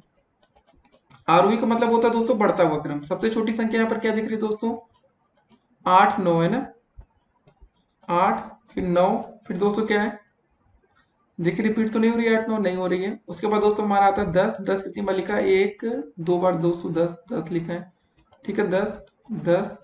फिर दोस्तों क्या है, आपका आता है 11, फिर दोस्तों है आपका 12, और 12 कितनी बार लिखा है, एक ही बार लिखा है ना। फिर दोस्तों आपका आता है 13, फिर दोस्तों 13 के बाद क्या दिया गया है, 19 20 और 22, 19 है 20 है और 22 है। दोस्तों टोटल संख्या गिन लेते हैं। यहाँ बोला गया 10 मैचों में प्राप्त है 3 3 6 3 3 9 10, ठीक है दोस्तों। तो हमें माध्यिका निकालना है। अगर माध्यिका निकालते समय जो संख्या होती है दोस्तों ये सम में आती है, तो दोस्तों क्या होता है, सम में आती है दोस्तों, इसका फॉर्मूला माध्यिका का फिर ये हो जाता है n/2 वहाँ पद, ठीक है, प्लस n/2 प्लस 1 वहाँ पद, और दोस्तों बटे में सबके होता है आपका 2। सॉल्व कर लेते हैं दोस्तों। एन की जगह दोस्तों हम क्या रख देंगे, 10 रखेंगे, 10/2 वहां पर, मतलब जो आएगा दोस्तों इसकी वैल्यू यहाँ पर रखनी पड़ेगी, प्लस 10 बटे यहाँ पर दोस्तों 2 है ना आपका, 2 लिखा ये 2, 10/2 प्लस 1 वहां पर, ठीक है दोस्तों। यहाँ बटे में कितना हो जाएगा आपका, टोटल 2 हो जाएगा। तो दोस्तों जब भाग करेंगे कितना हो जाएगा, 2 पंजे 10, 5वां पद आ जाएगा यहाँ पर। फिर दोस्तों इधर कितना आ जाएगा, 2 पंजे 10, 5 आएगा प्लस 1, 5 1 6 हो जाएगा दोस्तों, 6वां पद, और बटे में दोस्तों आपका टोटल आ जाएगा 2 आएगा। अब दोस्तों चलिए देखते हैं यहाँ पर पांचवा पद क्या क्या है, 1 2 3 4, पांचवा दोस्तों पद 11 है, छठा पद आपका 12 है। दोस्तों जोड़ लेंगे, 11 प्लस 12 कितना हो जाएगा आपका, 11 प्लस 12/2, 12 2 1 3 आ जाएगा दोस्तों, और 1 1 2 आएगा ना, कितना आ जाएगा 23/2। और दोस्तों जब भाग करें कितनी बार जाएगा, 2 1 कम 2, 2 1 कम 2, 2 पंजे 10। तो इसका आंसर दोस्तों आपका आ जाएगा 11.5, यही आपका राइट आंसर होगा। चलिए विकल्प में देखते हैं 11.5 दिया है या नहीं। तो दोस्तों आपके विकल्प में दे रखा है डी विकल्प 11.5, ये आपका बिल्कुल सही आंसर है। तो ऐसे क्वेश्चन आपके पेपर में आ सकते हैं माध्यिका से संबंधित, लेकिन दोस्तों याद रखना है जब भी आप माध्यिका निकालें तो आप इसको आरोही या अवरोही क्रम में लिखना ना भूले, या तो बढ़ता हुआ क्रम या तो घटता हुआ क्रम। दोस्तों अगर हम आरोही क्रम में ना लिखते तो दोस्तों देखिए यहाँ पर हमें पांचवा पद और छठवां पद बताना था। तो दोस्तों हम यहाँ पर पांचवा पद क्या लेते, पांचवा तो चलिए हमारा 11 आ जाता, लेकिन छठा पद हमारा 19 हो जाता, तो दोस्तों हमारा प्रश्न गलत होता। तो ये पहला स्टेज है दोस्तों, अगर आप इसको आरोही या अवरोही क्रम में नहीं लिखें तो आपका क्वेश्चन गलत होना श्योर है। अब दोस्तों देखते हैं आज का अगला प्रश्न। तो दोस्तों 22 नंबर क्वेश्चन क्या रहा आपका कि किसी चक्रीय चतुर्भुज के सम्मुख कोण होते हैं, पूरक होते हैं कि संपूरक होते हैं कि न्यून होते हैं कि अधिक कोण होते हैं, ये आपको बताना है। तो दोस्तों चक्रीय चतुर्भुज के सम्मुख कोण आपके संपूरक होते हैं, ठीक है। इस विकल्प को हम टिक करेंगे, बी विकल्प आपका बिल्कुल राइट आंसर है। अब दोस्तों देखते हैं आज का अगला प्रश्न। तो दोस्तों 23 नंबर क्वेश्चन क्या रहा आपका कि चक्रीय चतुर्भुज के सम्मुख कोणों का योग कितना होता है, ये आपको बताना है। तो दोस्तों इसका सिंपल सा आंसर है 180 अंश। चक्रीय चतुर्भुज के सम्मुख कोण जो होते हैं उनका योग होता है आपका 180 अंश। तो दोस्तों हमारा विकल्प नंबर बी बिल्कुल राइट आंसर है। अब दोस्तों देखते हैं आज का अगला प्रश्न। तो दोस्तों 24 नंबर क्वेश्चन क्या रहा आपका कि चक्रीय चतुर्भुज के चक्रीय बिंदु वृत्त पर होते हैं, कितने वृत्त पर होते हैं, एक होते हैं, दो होते हैं, तीन होते हैं कि चार। देखिए दोस्तों चतुर्भुज आपका तभी बनेगा जब आपके चारों बिंदु वृत्त पर होंगे ना, तभी तो दोस्तों ये चक्रीय चतुर्भुज कहलाएगा। चतुर्भुज में मतलब चारों दोस्तों जब तक बिंदु आपके वृत्त पर टच नहीं होंगे अलग अलग जगह, तब तक आपका ये चक्रीय चतुर्भुज नहीं बन पाएगा, ठीक है। तो दोस्तों चक्रीय चतुर्भुज के चक्रीय बिंदु वृत्त पर कितने होते हैं, टोटल होते हैं आपके चार। विकल्प नंबर डी बिल्कुल राइट आंसर है। अब दोस्तों देखते हैं आज का अगला प्रश्न। तो दोस्तों 25 नंबर क्वेश्चन क्या रहा आपका कि किसने कहा है सांख्यिकीय अनुमानों तथा संभावनाओं का विज्ञान होता है। आपके सामने चार विकल्प है, कैंडल, किंग, पुडिंगटन या इंग्लिश तथा इंग्लिश। तो आप लोग सोचिए दोस्तों और अपना तुक्का लगाइए, अगर आपको पता है तो अच्छी बात है। तो दोस्तों इसका सही आंसर है आपका विकल्प नंबर सी, ठीक है, बोडिंगटन। तो अगर आपने ये तुक्का लगाया तो अच्छी बात है, क्योंकि पेपर में भी दोस्तों आप लोग तुक्का या गेस तो लगाते ही हैं, चाहे यूपी टेट का पेपर हो, सी टेट का हो। अब क्वेश्चन नहीं आता तो दोस्तों खाली छोड़ने से अच्छा है कि कुछ ना कुछ अपनी किस्मत आजमा कर देख ली जाए। अब दोस्तों देखते हैं आज का अगला प्रश्न। तो दोस्तों 26 नंबर क्वेश्चन क्या रहा आपका कि अंक वितरण में सबसे बड़े अंक और सबसे छोटे अंक को कहते हैं, क्या बोलते हैं दोस्तों, आप सोचिए। आप लोग प्रसार बोलते हैं कि वर्गांतर बोलते हैं कि आवृत्ति बोलते हैं कि उपयुक्त सभी। आप लोग सोचिए दोस्तों, इसका आंसर दीजिए जल्दी से। तो जिन बच्चों ने प्रसार सोचा होगा उस बच्चों का आंसर बिल्कुल राइट आंसर है, ठीक है। इसका सही आंसर होगा दोस्तों आपका प्रसार। अब दोस्तों देखते हैं आज का अगला प्रश्न। तो दोस्तों 27 नंबर क्वेश्चन क्या रहा आपका, केंद्रीय प्रवृत्ति के माप है मध्यमान, मध्यांक, बहुलांक या उपयुक्त सभी। तो आप लोग दोस्तों अपना आंसर सोचिए और कमेंट करिए जल्दी से। तो जिन बच्चों ने दोस्तों इसका आंसर सोचा है कि उपयुक्त सभी होगा, वो बच्चे यहाँ पर बिल्कुल इस समय इस क्वेश्चन के लिए राइट है, सही जवाब। अब दोस्तों देखते हैं आज का अगला प्रश्न। तो दोस्तों 28 नंबर क्वेश्चन क्या रहा आपका कि गुणात्मक वर्गीकरण में वर्गों का जो निर्माण होता है वो किसके आधार पर होता है। दोस्तों चार विकल्प आपके सामने, वितरण के आधार पर, गुणों के आधार पर, मात्रा के आधार पर या उपयुक्त सभी। तो आप लोग दोस्तों अपना आंसर सोचिए जल्दी से और कमेंट करिए। तो जिन बच्चों ने इसका आंसर सोचा कि इसका आंसर होगा गुणों के आधार पर, वो बच्चे बिल्कुल यहाँ पर सही हैं। जिसका राइट आंसर दोस्तों क्या होगा, विकल्प नंबर बी, गुणों के आधार पर। अब दोस्तों देखते हैं आज का अगला प्रश्न। तो दोस्तों 29 नंबर क्वेश्चन क्या रहा आपका कि मध्यमान का प्रत्यक्ष विधि सूत्र है, ये आपको बताना है। तो आपके सामने दोस्तों चार विकल्प दिख रहे हैं। ए विकल्प है m बराबर सिग्मा एफ एक्स स्क्वायर बटे एन, बी है sigma X upon N, C विकल्प है m बराबर sigma X square by N, D विकल्प है दोस्तों m बराबर sigma F X square by N. तो आप लोग दोस्तों अपना आंसर सोचिए और कमेंट करके बताइए। तो दोस्तों इसका हम राइट आंसर बताते हैं। तो जिन बच्चों ने सोचा कि m बराबर होगा, क्या सोचा दोस्तों आप लोग ने, सिग्मा x बटे एन, वो बच्चे दोस्तों बिल्कुल राइट है। मतलब इसका विकल्प नंबर बी आपका बिल्कुल राइट आंसर है। जिन बच्चों ने ये सोचा है इसका आंसर ये होगा। तो दोस्तों अभी इससे रिलेटेड आपको एक क्वेश्चन भी बताया जाएगा, तो इसके लिए आपको परेशान नहीं होना है। अब दोस्तों देखते हैं आज का अगला प्रश्न। तो दोस्तों 30 नंबर क्वेश्चन क्या रहा आपका कि निम्न संख्याओं का हमें मध्यमान बताना है, ठीक है। तो वही दोस्तों हमने मध्यमान का फार्मूला पढ़ा सिग्मा एक्स। मतलब दोस्तों सबको जोड़ लीजिए, क्या क्या दिया गया, 6 8 9 13 14, 6 8 9 13 और 14, ठीक है दोस्तों। बटे में क्या लिखा था दोस्तों हमारा एन, मतलब दोस्तों टोटल संख्या गिन लीजिए कितनी, 3 4 5, ठीक है दोस्तों। टोटल संख्या आपकी कितनी है, 5। तो कितना हो जाएगा जोड़ने, 6 8 6 14, 14 9 दोस्तों होता है 23, 23 और 13 दोस्तों होता है 36, 36 और 14 40 10 50, 50 बटे दोस्तों आपका आ गया 5, 5 एकम 5, 5 दाम में 50। तो दोस्तों हमारा आंसर आ जाएगा यहाँ से 10। ठीक है, इसका आंसर हो जाएगा मध्यमान हमारा 10 आ जाएगा। तो जिन बच्चों ने इस क्वेश्चन को हमसे पहले लगा लिया है तो वो बच्चे बधाई के पात्र हैं, क्योंकि कुछ बच्चे दोस्तों हमारी वीडियो को चलते चलते भी अपने क्वेश्चन प्रैक्टिस करते रहते हैं कॉपी ऊपर। तो अच्छी बात है दोस्तों, आप भी प्रैक्टिस करते रहिए, ऐसे दोस्तों काम नहीं चलेगा। तो दोस्तों अब देखते हैं आज का अगला प्रश्न। तो दोस्तों 31 नंबर क्वेश्चन क्या रहा आपका, आवृत्ति वितरण में जिस संख्या की पुनरावृत्ति अधिक बार होती है वह कहलाता है। तो दोस्तों इसका आंसर होगा आपका बहुलांक। ठीक है, इसका सीधा आंसर बता रहे हैं। आपने देखा होगा दोस्तों बहुलक के जो क्वेश्चन आते हैं, जो संख्या सबसे ज्यादा बार रिपीट होती है तो उसका आंसर वही होता है। ठीक है, या बारंबारता जो भी कहिए आप। अब दोस्तों देखते हैं आज का अगला प्रश्न। तो दोस्तों यहाँ पर 32 नंबर क्वेश्चन क्या रहा कि मध्यमान का प्रयोग किस परिस्थिति में किया जाता है, सरल परिस्थितियों में, कठिन परिस्थितियों में, या जब मानक विचलन ज्ञात करना हो, या कोई नहीं। तो सोचिए दोस्तों आप लोग और इसका उत्तर दीजिए। जिन बच्चों ने दोस्तों उत्तर दिया कि जब मानक विचलन ज्ञात करना हो, वो बच्चे बिल्कुल राइट आंसर है। ठीक है, सही है। अब दोस्तों देखते हैं आज का अगला प्रश्न। दोस्तों 33 नंबर क्वेश्चन क्या रहा आपका, केंद्रीय प्रवृत्ति का मान वह मान है जो समस्त आंकड़ों का श्रेष्ठतम प्रतिनिधित्व करता है। केंद्रीय प्रवृत्ति की यह परिभाषा किसने दी है, आपको बताना है। आपके सामने दोस्तों 4 विकल्प हैं, क्लार्क एवं सकाडे ने, सिप्सन व काफ्का ने, रास ने, मैकाले ने। सोचिए दोस्तों आप लोग आंसर और जल्दी से आप लोग अपना उत्तर दीजिए। तो जिन बच्चों ने दोस्तों विकल्प नंबर सी को चुना है वो बच्चे बिल्कुल राइट आंसर है। अब दोस्तों देखते हैं आज का अगला प्रश्न। तो दोस्तों 34 नंबर क्वेश्चन क्या रहा आपका, मध्यमान किन कारणों से लाभकारी होता है, पहला सरल विधि, या अंकगणितीय विधि पद्धति पर निर्भर इसलिए, या तुलना संभव है, या उपयुक्त सभी। सोचिए दोस्तों आप लोग अपना उत्तर और अपना आंसर दीजिए। क्या मध्यमान दोस्तों सरल विधि होती है या नहीं, सोच के बताइए आप लोग। होती है ना, तो सही है।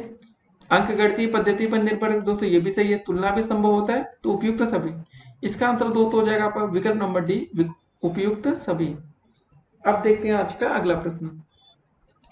तो दोस्तों 35 नंबर क्वेश्चन क्या रहा आपका, मध्यांक के द्वारा ज्ञात किया जा सकता है या ज्ञात किया जाता है। क्या ज्ञात किया जाता है दोस्तों, सीमांत, मध्य बिंदु, या दोनों, या उपयुक्त में से कोई नहीं। सोचिए आप लोग और उत्तर दीजिए। जिन बच्चों ने सोचा कि इसका आंसर होगा मध्य बिंदु, वो बच्चे यहाँ पर बिल्कुल सही आंसर दे रहे हैं। तो विकल्प नंबर बी के साथ दोस्तों राइट आंसर है। अब दोस्तों देखते हैं आज का अगला प्रश्न। 36 नंबर दोस्तों क्वेश्चन क्या रहा आपका, बहुलांक अन्य नाम से जाना जाता है। क्या क्या नाम होता है दोस्तों, बहुलक, मोड, भूवियष्ट, या उपयुक्त सभी। सोचिए दोस्तों और आप लोग अपना उत्तर दीजिए, कौन सा राइट आंसर है यहाँ पर। एक ही विकल्प सही होगा यहाँ पर। और जिन बच्चों ने सोचा कि यार बहुलक सही होगा, वो तो सही है ही है, मोड वाले भी सही है, भूइष्टक भी सही है, उपयुक्त सभी वाले बिल्कुल राइट आंसर है। इसका सही आंसर होगा दोस्तों इस क्वेश्चन में उपयुक्त सभी। अब देखते हैं आज का अगला प्रश्न। दोस्तों तो 37 नंबर क्वेश्चन क्या रहा आपका, दीर्घ विधि से मध्यमान ज्ञात करने का सूत्र है, आपको ये बताना है। तो इसका आंसर सोचिए दोस्तों, सिग्मा एफ एन होगा, एफ बटे एन, या विकल्प number B sigma F X upon N, या विकल्प number C sigma F X square upon N, या इनमें से कोई नहीं। सोचिए दोस्तों आप लोग आंसर। और जिन बच्चों ने आंसर सोच लिया और आंसर दिया है sigma F X upon N, ठीक है, वो बच्चे बिल्कुल राइट आंसर है। इसका आंसर होगा दोस्तों विकल्प नंबर बी के साथ। जिन बच्चों गए हैं वो बच्चे पूरे 1 नंबर इस क्वेश्चन से प्राप्त करेंगे। अब देखते हैं आज का अगला। तो दोस्तों 38 नंबर क्वेश्चन क्या रहा आपका, माध्य, माध्यिका एवं बहुलक में आपको संबंध बताना है। तो आपके सामने 4 विकल्प शो हो रहे हैं दोस्तों, तो आप लोग बताइए कौन सा आंसर सही होगा। पहला विकल्प है माध्य माइनस बहुलक गुणे बराबर 3 गुणे माध्य माइनस माध्यिका। दूसरा विकल्प है दोस्तों माध्य गुणे बहुलक बराबर 3 गुणे माध्य माइनस माध्यिका। तीसरा विकल्प है माध्य प्लस बहुलक। चौथा है माध्य माइनस मतलब माध्य भाग्य बहुलक। तो आपके सामने दोस्तों 4 विकल्प हैं, आपको आंसर बताना है। तो जिन बच्चों ने दोस्तों टिक किया है, इसका पहला विकल्प माध्य माइनस बहुलक बराबर 3 गुणे माध्य माइनस माध्यिका, वो बच्चे बिल्कुल राइट आंसर है। ठीक है, इसका सही विकल्प यही होगा माध्य माइनस बहुलक। याद कर लीजिए दोस्तों, बहुत ही इंपॉर्टेंट क्वेश्चन है ये। क्वेश्चन आपके सुपर टेट में भी आ चुका है। माध्य माइनस बहुलक बराबर 3 गुणे माध्य माइनस माध्यिका। अब देखते हैं दोस्तों आज का अगला प्रश्न। तो दोस्तों 39 नंबर क्वेश्चन क्या रहा आपका कि अव्यवस्थित प्राप्तांकों से मध्यांक की गणना का सूत्र बताइए। तो इसका आंसर दोस्तों 4 विकल्प दिए गए, m बराबर n+1 बटे 2वां पद, या m बराबर n+2 बाई 3 वहां पद, या ये दे रखा है या चौथा विकल्प। तो दोस्तों बताइए आप सही आंसर क्या होगा। तो जिन बच्चों ने दोस्तों अपना आंसर विकल्प नंबर 1 के साथ गए वो बच्चे बिल्कुल राइट है। अव्यवस्थित प्राप्तांकों के मध्यांक की गणना का सूत्र है m बराबर n+1/2 वहां पद। ठीक है, इसको टिक करेंगे दोस्तों, विकल्प नंबर ए के साथ जाएंगे। अब देखते हैं आज का अगला प्रश्न। तो दोस्तों 41 नंबर क्वेश्चन क्या रहा आपका कि आंकड़ों 12 12 13 12 10 का बहुलक होगा। तो दोस्तों बहुलक का मतलब ही आपको समझ में आ चुका होगा अब तक कि जो सबसे ज्यादा बार रिपीट होती है संख्या। ठीक है, जैसे यहाँ 12 के 12 12 सबसे अधिक है, 3 बार रिपीट हो रहा है, तो मतलब इसका बहुलक क्या हो जाएगा, 12 ही हो जाएगा। सिंपल सा आंसर है। तो ऐसे क्वेश्चन दोस्तों पेपर में पूछे जा सकते हैं बहुलक को लेकर। तो इसका आंसर दोस्तों विकल्प नंबर बी। अब देखते हैं आज का अगला प्रश्न। तो दोस्तों 42 नंबर क्वेश्चन क्या रहा आपका कि 10 विद्यार्थियों द्वारा 15 में से प्राप्त किए गए निम्नलिखित अंकों का बहुलक होगा। तो बहुलक मतलब कौन सी संख्या सबसे ज्यादा बार रिपीट हुई। दोस्तों यहाँ पर देखिए जरा 10 10 10 और 10 देखिए बहुत ही बार दिख रहा है, इसलिए दोस्तों मैं इसको पहले ही हाईलाइट कर लिया। उसके बाद 12 दिख रहा था आपका 2-3 बार, लेकिन 10 आपका 4 बार आ रहा है, ज्यादा बार आपका 10 ही है। इसका सही आंसर क्या होगा दोस्तों, विकल्प नंबर ए होगा। ठीक है, ऐसे क्वेश्चन पेपर में आ सकते हैं बहुलक को लेकर। आसान से क्वेश्चन होते दोस्तों फ्री के नंबर देकर जाएगा। तो इसका सही आंसर होगा विकल्प नंबर ए। अब देखते हैं आज का अगला प्रश्न। तो दोस्तों 43 नंबर क्वेश्चन क्या रहा आपका कि प्रथम 5 अभाज्य संख्याओं की माध्यिका बताना है। तो पहले प्रथम 5 अभाज्य संख्या होती कौन कौन सी उसको लिख लेते हैं। पहली दोस्तों 2 हो जाएगी, फिर 3 हो जाएगी, फिर 5 हो जाएगी, फिर 7 हो जाएगी और फिर 11 हो जाएगी। तो प्रथम 5 अभाज्य संख्याओं की माध्यिका का दोस्तों फार्मूला क्या हो जाएगा, ये n का जो वैल्यू आ रही है दोस्तों ये 5 है, मतलब 5 क्या है, विषम संख्या है। तो दोस्तों विषम संख्या के लिए हम फार्मूला कौन सा यूज करते हैं, n+1/2 वहां पद। ठीक है, वहां पद माध्यिका में बताना ना दोस्तों। n की जगह दोस्तों क्या रख देंगे, 5+1/2। ठीक है, वहां पद आ जाएगा। तो दोस्तों 5+1 कितना हो जाएगा, 6/2 वहां पद। ठीक है दोस्तों, भाग कर लेंगे, 2 1 कम 2, 2 3 है 6। तो दोस्तों आंसर आपका आ जाएगा यहाँ पर 3वां पद। तो दोस्तों यहाँ आपका 3वां पद क्या है, देखिए जरा यहाँ पर 3वां पद दोस्तों आपको दिख रहा होगा, 2 3 के बाद आपका 5 आ रहा है। ठीक है, ये आपका आंसर हो जाएगा। 5 विकल्प में आपका सी दिया गया है ना, तो विकल्प नंबर सी आपका बिल्कुल करेक्ट आंसर है। और दोस्त यहाँ पर भी लिख लेंगे 30वां पद आपका क्या है, 5 है। ठीक है, यहाँ पर भी आंसर कर लेंगे। अब देखेंगे दोस्तों आज का अगला प्रश्न। ऐसे क्वेश्चन पेपर में आ सकते हैं, बहुत सीरियसली दोस्तों आप लोग इन सब क्वेश्चन को लीजिएगा, नहीं तो आपसे गलतियां हो सकती हैं। अब देखते हैं आज का अगला प्रश्न। तो दोस्तों 44 नंबर क्वेश्चन क्या रहा आपका, सेक 30 का मान होता है आपको बताना है। पहला विकल्प √3/2 होता है, कि दूसरा विकल्प है कि 2/√3 होता है, तीसरा विकल्प है 1/√3 या चौथा विकल्प है 3 होता है। अब बताइए दोस्तों इसका सही आंसर क्या होगा। देखिए दोस्तों जो सेक 30 का मान आता है ना, वो कॉस 30 का, अगर दोस्तों आपको वैल्यू पता है, कॉस 30 का 2 वैल्यू होता है दोस्तों, उसका उल्टा ही होता है। कॉस 30 का दोस्तों मान होता है आपका √3/2। ठीक है, ये पहला मान आपका कॉस 30 का था, तो इसका उल्टा दोस्तों हो जाएगा। कॉस 30 का उल्टा दोस्तों सेक 30 का जब हम मान निकालेंगे तो कितना हो जाएगा हमारा 2/√3। ठीक है, ये आपका आंसर हो जाएगा। तो दोस्तों देखते हैं विकल्प में कौन सा सही आंसर होगा आपका। विकल्प नंबर बी आप देख रहे होंगे 2/√3। ठीक है, इसी विकल्प को टिक करेंगे। अब देखते हैं आज का अगला प्रश्न। तो दोस्तों 45 नंबर क्वेश्चन क्या रहा आपका, cot theta into sine theta into sec theta का मान होता है। आपके सामने 4 विकल्प है, कॉट होगा, टेन होगा, कि 1 होगा या कॉसेक होगा। तो दोस्तों आप लोग अपना आंसर दीजिए, हम आपको सॉल्व करके दिखाते हैं। लिखा प्रश्न में आपका कॉट थीटा इंटू में साइन थीटा इंटू में दोस्तों लिखा आपका सेक थीटा। ठीक है, तो दोस्तों देखिए कॉट थीटा को हम क्या लिख सकते हैं, इसको हम लिख सकते हैं cos theta upon sine theta. Ten को लिख सकते हैं हम साइन अपॉन कॉस होता है ना, तो ये हो जाएगा कॉस अपॉन साइन इंटू दोस्तों आपका साइन थीटा लिखा ही है। और दोस्तों हमें पता है कि सेक थीटा को क्या लिख सकते हैं, 1/cos थीटा। ठीक है, अब क्वेश्चन हो चुका है आपका लगभग सॉल्व। देखिए कॉस थीटा से कॉस थीटा आपका ये कट जाएगा, साइन से ये साइन कट जाएगा, दोस्तों आपका बचेगा कितना, 1। ठीक है, इसका सही आंसर क्या होगा, 1। तो विकल्प में दोस्तों देखेंगे कौन सा विकल्प में आपका दिया गया है, 1। तो विकल्प नंबर सी दोस्तों देख रहे हैं यहाँ पर 1 दिया गया है ना, इसी को टिक कर लेंगे, ये राइट आंसर है। अब देखते हैं आज का अगला प्रश्न। तो दोस्तों 46 नंबर क्वेश्चन क्या रहा आपका, साइन 60 का मान होता है। तो दोस्तों यहाँ पर इस समय बारिश होने लगी है, तो मौसम काफी अच्छा हो चुका है। तो चलिए दोस्तों 46 नंबर क्वेश्चन करते हैं, इसके बाद और डिस्कस करेंगे। तो साइन 60 का दोस्तों वैल्यू क्या हो जाएगी, साइन 60। ठीक है दोस्तों, साइन 60 का मान हमें बताना है। देखिए दोस्तों साइन 60 का मान सिंपली अगर आप लोग याद कर रखे होंगे तो √3/2 होता है, बस इसमें ज्यादा कुछ करना ही नहीं है।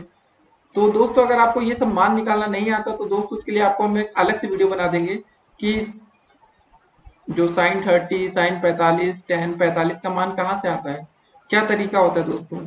एक मैजिक ट्रिक भी होती है दोस्तों, उसको अगर आप लिख के भी याद कर सकते हैं। तो फिलहाल दोस्तों आज इसकी वीडियो चल रही है बहुविकल्पीय की, तो अगली वीडियो में उसको देखेंगे। तो दोस्तों आज का अगला प्रश्न देखते हैं हम। तो दोस्तों 47 नंबर क्वेश्चन क्या रहा आपका कि साइन थीटा बराबर 1/√2 हो तो थीटा का मान आपको बताना है।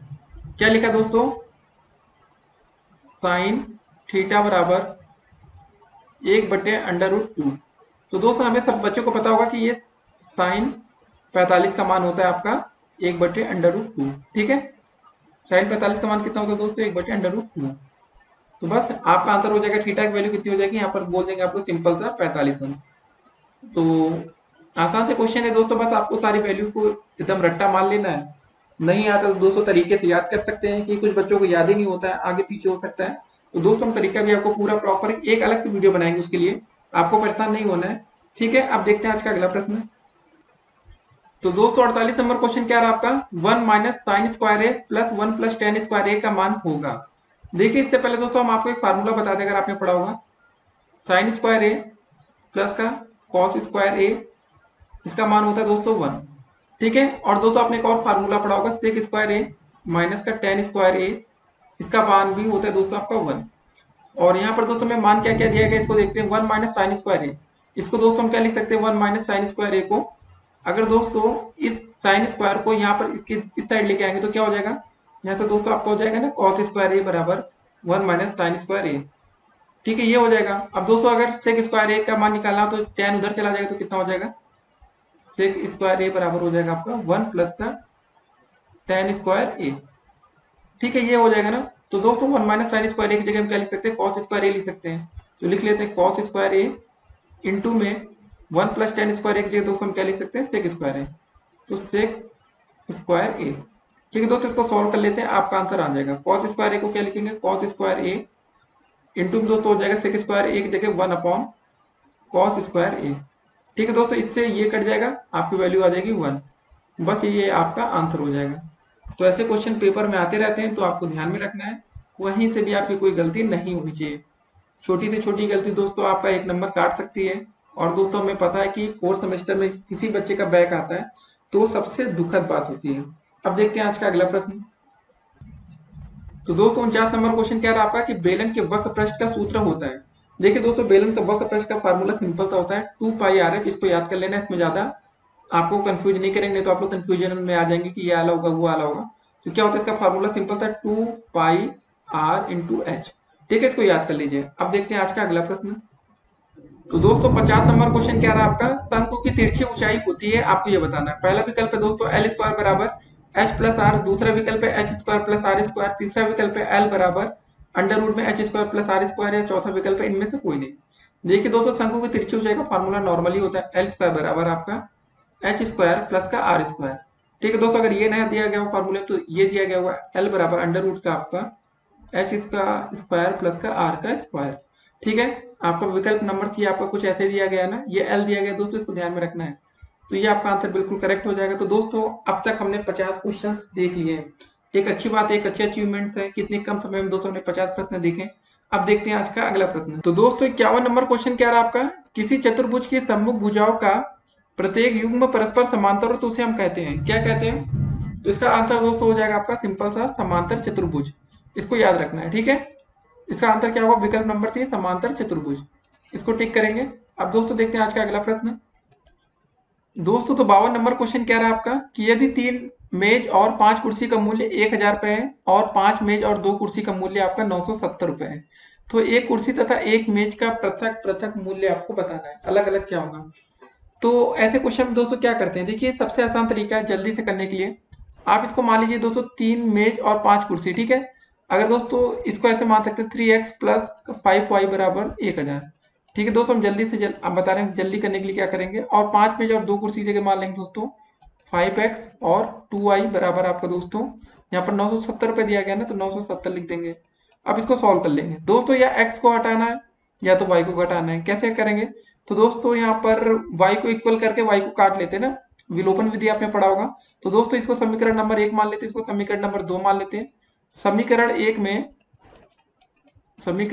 में 2 से गुणा करेंगे दोस्तों, 2 से गुणा और दोस्तों समीकरण 2 में क्या करेंगे, 5 से गुणा। 2 में अगर हम 5 से गुणा करेंगे तो क्या होगा दोस्तों, देखते हैं क्या क्या निकल के आता है निष्कर्ष। ठीक है, 5 से गुणा करते हैं। तो दोस्तों जब समीकरण 1 में हम 2 से गुणा करेंगे तो कितना हो जाएगा, यहाँ पर 3 दूनी 6x, 10y हो जाएगा ना, यहाँ पर 6x प्लस का 10y बराबर दोस्तों आपका 1000 था, तो यहाँ पर हो गया 2000।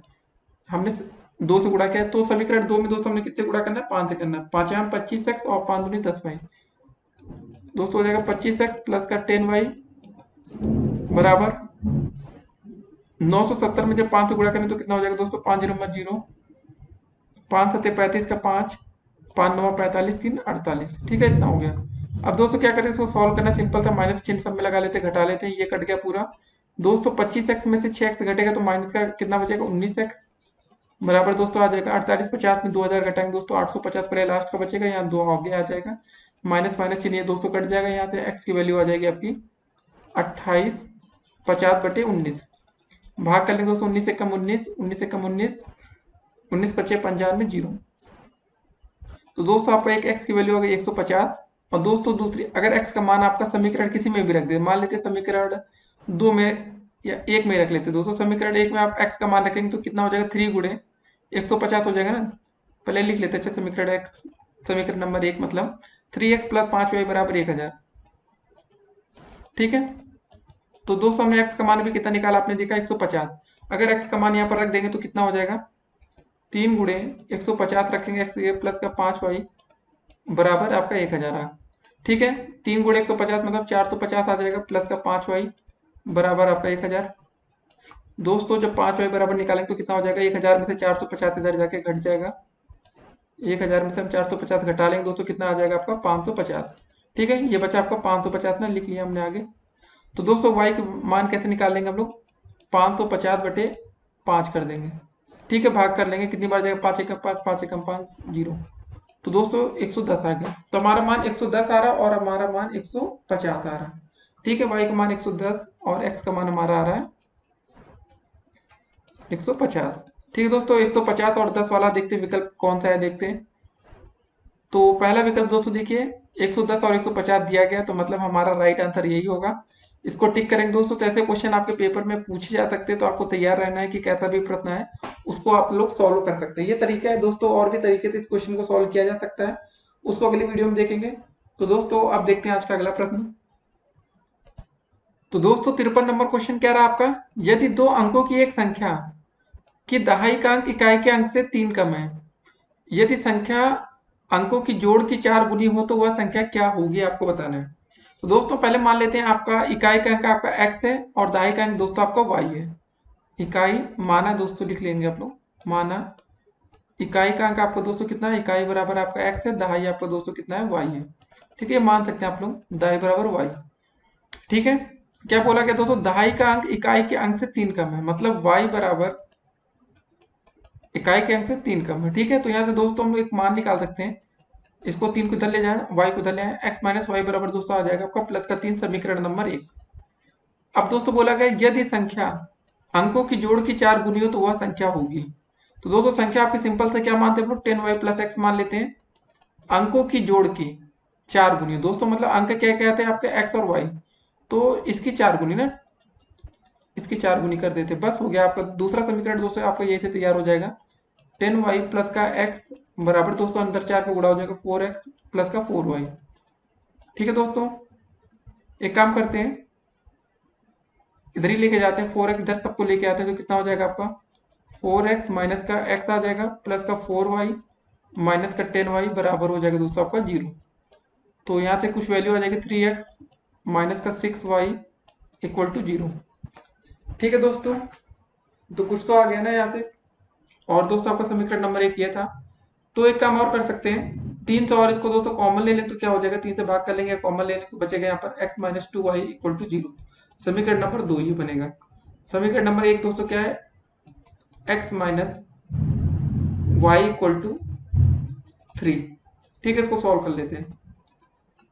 तो 200 यहाँ पर घटा लेंगे, माइनस हो जाएगा, यहाँ प्लस हो जाएगा, यहाँ पर माइनस हो जाएगा, ये कट जाएगा। यहाँ दोस्तों बचेगा आपका कितना, माइनस का y इक्वल टू माइनस का 3, माइनस से माइनस दोस्तों कट जाएगा, तो y का मान हमारा आ जाएगा 3। तो दोस्तों हमारा y कौन सा अंक है, इकाई की दहाई। तो दोस्तों हमने दहाई का अंक माना तो y। तो दोस्तों आप यहाँ देखिए विकल्प में दहाई में कौन से 3 आ रहा है, इसी में आ रहा है। तो दोस्तों आपका सही आंसर विकल्प नंबर सी हो जाएगा। अभी हम लोग इकाई का अंक भी निकाल के देख लेंगे, ऐसी बात नहीं है। तो दोस्तों इकाई का अंक निकालने के लिए किसी भी समीकरण में इसका मान रख देंगे, x माइनस वाई बराबर 3 है ना, ये इक्वेशन था हमारा एक, x minus Y equal to 3 था हमारा। ठीक है दोस्तों, y का मान हमारा कितना था, 3 रख देंगे, x माइनस का 3 बराबर 3।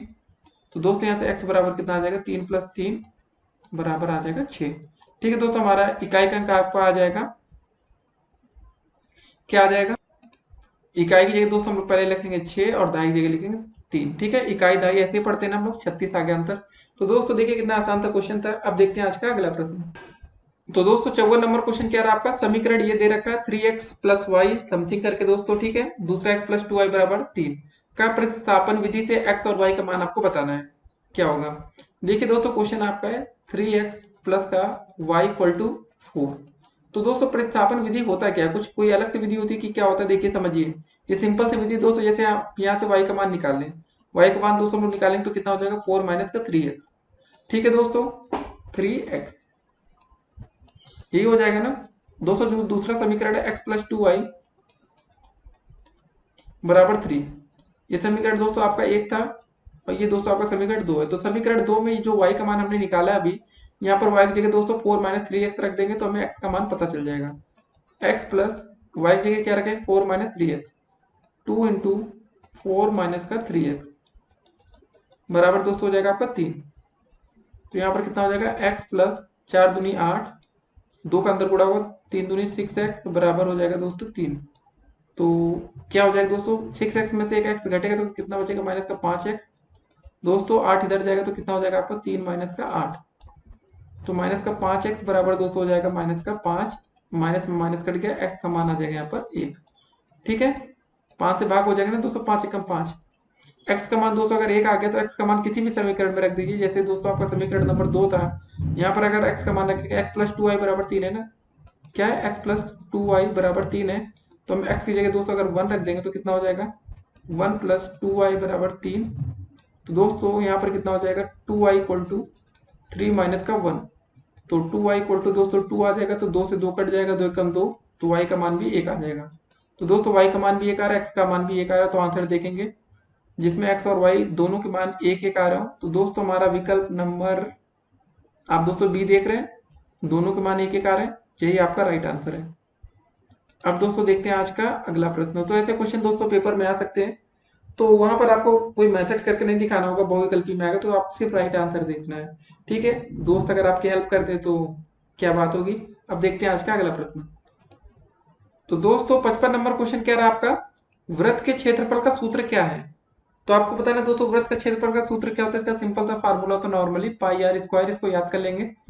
ऐसे क्वेश्चन में दोस्तों और विकल्प नहीं देखने चाहिए, नहीं तो आप परेशान होंगे। तो वृत्त के क्षेत्रफल का फार्मूला होता है आपका सिंपली पाई आर स्क्वायर। दोस्तों जहां पर हम पाई का मान क्या रखते हैं, 22/7।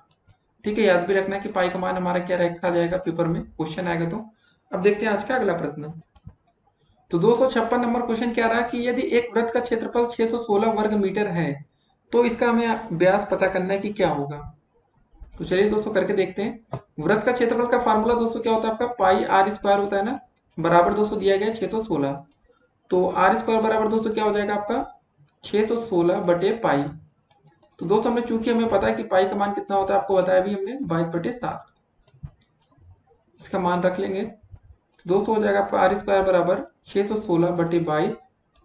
दोस्तों बटे में 7 करेंगे तो ये भाग में था, ऊपर गुणे में आ जाएगा, 11 दूनी 22 भाग करेंगे, 11 पचे 55, 6 6 11 6 66, 2 कम 2 दोस्तों, 2 दूनी 4, 2 अट्ठे 16, 28 गुणे 7 हो जाएगा। आर स्क्वायर बराबर दोस्तों 7 8 56 का 6, 7 दूनी 14, 14 5 दोस्तों होता 19। तो आर बराबर दोस्तों क्या हो जाएगा आपका अंडर रूट 196। तो दोस्तों यहाँ से आपका आर का मान आ जाएगा 14 सेंटीमीटर। ठीक है दोस्तों, ये त्रिज्या आई है अभी, ये फाइनल आंसर नहीं है अभी। आपको क्या निकालना क्या है, हमें इसका व्यास पता करना है। दोस्तों व्यास का हमारा एक फार्मूला होता है सिंपल सा, व्यास बराबर क्या होता है आपका 2 गुणे में त्रिज्या। ठीक है, क्या होता है व्यास बराबर 2 गुणे त्रिज्या। तो दोस्तों 2 और त्रिज्या भी दोस्तों हमने निकाल ली 14 सेंटीमीटर, तो 2 गुणे 14 बराबर हो जाएगा आपका 28 सेंटीमीटर। तो जो बच्चे भाई जल्दबाजी में रहते हैं, क्वेश्चन पूरा नहीं पढ़ते, तो वो बच्चे यहाँ पर गलती करेंगे और 14 को टिक मार के आएंगे। लेकिन इसका राइट आंसर होगा आपका 28 मीटर। ठीक है दोस्तों, हम लोग यहाँ पर जो इसकी यूनिट लिख रहे थे सेंटीमीटर में, ये सेंटीमीटर में नहीं होगा, यहाँ पर सब मीटर में दिया गया तो भाई मीटर में ही लिखेंगे। वो तो हमने देखा नहीं क्वेश्चन में, तो आपको दोस्तों ध्यान में देना है कि अगर यूनिट अगर आपकी मीटर में है तो सब कुछ आपका जो आंसर आएगा वो मीटर में ही आएगा। ठीक है ना, 28 मीटर। तो हमने कौन सा विकल्प टिक करना है, 28 मीटर को टिक करना है। और ये दोस्तों आपका व्यास है। देखिए जो 14 आ रहा है वो आपका त्रिज्या आ रही है, लेकिन हमें प्रश्न में व्यास पूछा गया था। अब देखते हैं आज का अगला प्रश्न। तो दोस्तों 57 नंबर क्वेश्चन क्या रहा आपका कि चतुर्भुज के चारों कोणों का योगफल कितना होता है। तो चतुर्भुज के चारों कोणों का योगफल आपका दोस्तों होता है 360 अंश। यहाँ पर तो ऐसा दिया नहीं गया, लिखा है एक समकोण होता है कि दो समकोण की चार कि इनमें से कोई नहीं। तो दोस्तों जब चार समकोण को जोड़ देंगे 90 90 90 और 90, तो दोस्तों आपका बन जाएगा 360 अंश। इसका सही आंसर हो जाएगा आपका चार समकोण। अब देखते हैं आज का अगला प्रश्न। तो दोस्तों 58 नंबर क्वेश्चन क्या रहा आपका, चतुर्भुज की वे दो भुजाएं जिनका एक उभयनिष्ठ अत्यंत बिंदु होता है, ठीक है, कहलाती हैं, क्या कहलाती हैं दोस्तों, वो कहलाती है आपकी क्रमागत भुजाएं। इसको अच्छे से याद कर लीजिए दोस्तों, क्रमागत भुजाएं। अब दोस्तों देखते हैं आज का अगला प्रश्न। तो दोस्तों 59 नंबर क्वेश्चन क्या रहा आपका कि चतुर्भुज के अंतःकोण होते हैं, कितने होते हैं, दो होते हैं, तीन होते हैं, चार होते हैं कि आठ होते हैं, बताइए सोच के आप लोग। तो जो बच्चे सोच रहे हैं कि इसके चतुर्भुज के अंतःकोण आपके चार होंगे, वो बच्चे बिल्कुल राइट है, यहाँ पर उसका आंसर सही है। ठीक है, अब देखते हैं आज का अगला प्रश्न। तो दोस्तों 60 नंबर क्वेश्चन क्या रहा आपका कि वर्ग की भुजाएं होती हैं, कैसी होती है दोस्तों वर्ग की भुजाएं, सोचिए आप लोग बताइए। केवल दो सम्मुख भुजाएं बराबर होती है कि सभी बराबर होती है कि सभी असमान होती है कि केवल दो आसन भुजाएं बराबर होती हैं, सोचिए और आंसर करिए। तो दोस्तों वर्ग जो होती है ना, सभी भुजाएं आपकी बराबर होती है। इसका आंसर होगा विकल्प नंबर बी, ये आपका बिल्कुल राइट है। तो दोस्तों 61 नंबर क्वेश्चन क्या रहा आपका कि आयत के विकर्ण परस्पर होते हैं, क्या होते हैं दोस्तों, लंब होते हैं कि बराबर होते हैं कि असमान होते हैं कि समांतर होते हैं, आपको ये बताना है। तो आयत के विकर्ण परस्पर दोस्तों आपके होते हैं बराबर, इसको टिक करेंगे। ठीक है, अब देखते हैं आज का अगला प्रश्न। तो दोस्तों 62 नंबर क्वेश्चन क्या रहा आपका कि वर्ग की चारों भुजाएं होती हैं, कैसी होती है दोस्तों, आप बताइए। असमान होती है कि समान होती है कि तिरछी होती है कि केवल दो भुजाएं समान होती हैं, सोचिए और बताइए इसका आंसर। तो जो बच्चे बता रहे हैं कि इसका आंसर समान होगा, वो बच्चे बिल्कुल राइट बोल रहे हैं। अब देखते हैं आज का अगला प्रश्न। तो दोस्तों 63 नंबर क्वेश्चन क्या रहा आपका, समांतर चतुर्भुज के सम्मुख कोण होते हैं, कैसे होते हैं बताइए, सोचिए। बराबर होते हैं, क्या समान होते हैं कि समकोण होते हैं कि विपक्षी होते हैं। 63 का क्या आंसर होगा, तो समांतर चतुर्भुज के जो सम्मुख कोण होते हैं ना वो बराबर होते हैं, इसका आंसर होगा विकल्प नंबर ए। अब देखते हैं आज का अगला प्रश्न। तो दोस्तों 64 नंबर कुछ अलग क्वेश्चन है कि चतुर्भुज के प्रकार हैं, समलंब चतुर्भुज, समांतर चतुर्भुज, समचतुर्भुज या उपरोक्त सभी। तो दोस्तों जो चतुर्भुज के ये प्रकार दिखा रहे हैं, क्या ये सभी चतुर्भुज हैं कि अलग अलग हैं, क्या चीज है। तो दोस्तों देखिए सभी के साथ अगर चतुर्भुज लिखा है तो वो तो ऑटोमेटिक चतुर्भुज होगा ही ना, तो इसका आंसर होगा आपका उपरोक्त सभी। अब देखते हैं आज का अगला प्रश्न। तो दोस्तों बात होती है 65 नंबर क्वेश्चन में कि आयत एक चतुर्भुज है, कैसा है, समलंब है कि समांतर है कि समचतुर्भुज है या इनमें से कोई नहीं। तो दोस्तों अगर हम आयत की बात करें तो ये समांतर चतुर्भुज भी कह सकते हैं। ठीक है, समलंब तो बिल्कुल अलग हो जाएगा, सम भी अलग हो जाएगा, तो इसका आंसर होगा विकल्प नंबर बी। अब देखते हैं आज का अगला प्रश्न। तो दोस्तों 66 नंबर क्वेश्चन क्या है कि समांतर चतुर्भुज के सभी अंतःकोणों का योगफल होता है, कितना होता है, 90 अंश होता है कि 240 होता है कि 270 होता है कि 360 होता है, सोचिए और दोस्तों बताइए इसका आंसर क्या होगा। तो जिन बच्चों के मन में आ रहा है कि इसका आंसर 360 अंश होगा, वो बच्चे बिल्कुल राइट है। ठीक है, अब देखते हैं आज का अगला प्रश्न। तो दोस्तों 67 क्वेश्चन नंबर क्या रहा आपका कि समचतुर्भुज के कोण होते हैं, कैसे होते हैं, बराबर होते हैं, समान होते हैं कि समकोण होते हैं कि सम्मुख कोण बराबर होते हैं, क्या होता है 67 में।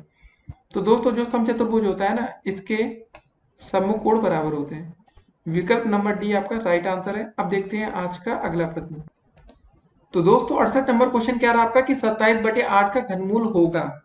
तो वैसे दोस्तों ये प्रश्न ऐसा आपका कुछ पेपर में आया था कि 3 सहित 3/8 का घनमूल क्या होगा। देखिए दोस्तों इसको सॉल्व कर लेंगे तो कैसे गुणा करते हैं, पहले गुणा होता है आपका दोस्तों 8 गुणे 3 प्लस का ऊपर दोस्तों जो था इसको उसको भी जोड़ लेते हैं, ठीक, ऊपर वाला बटे 8 लिख देते हैं, तो 8 3 24 3 27/8।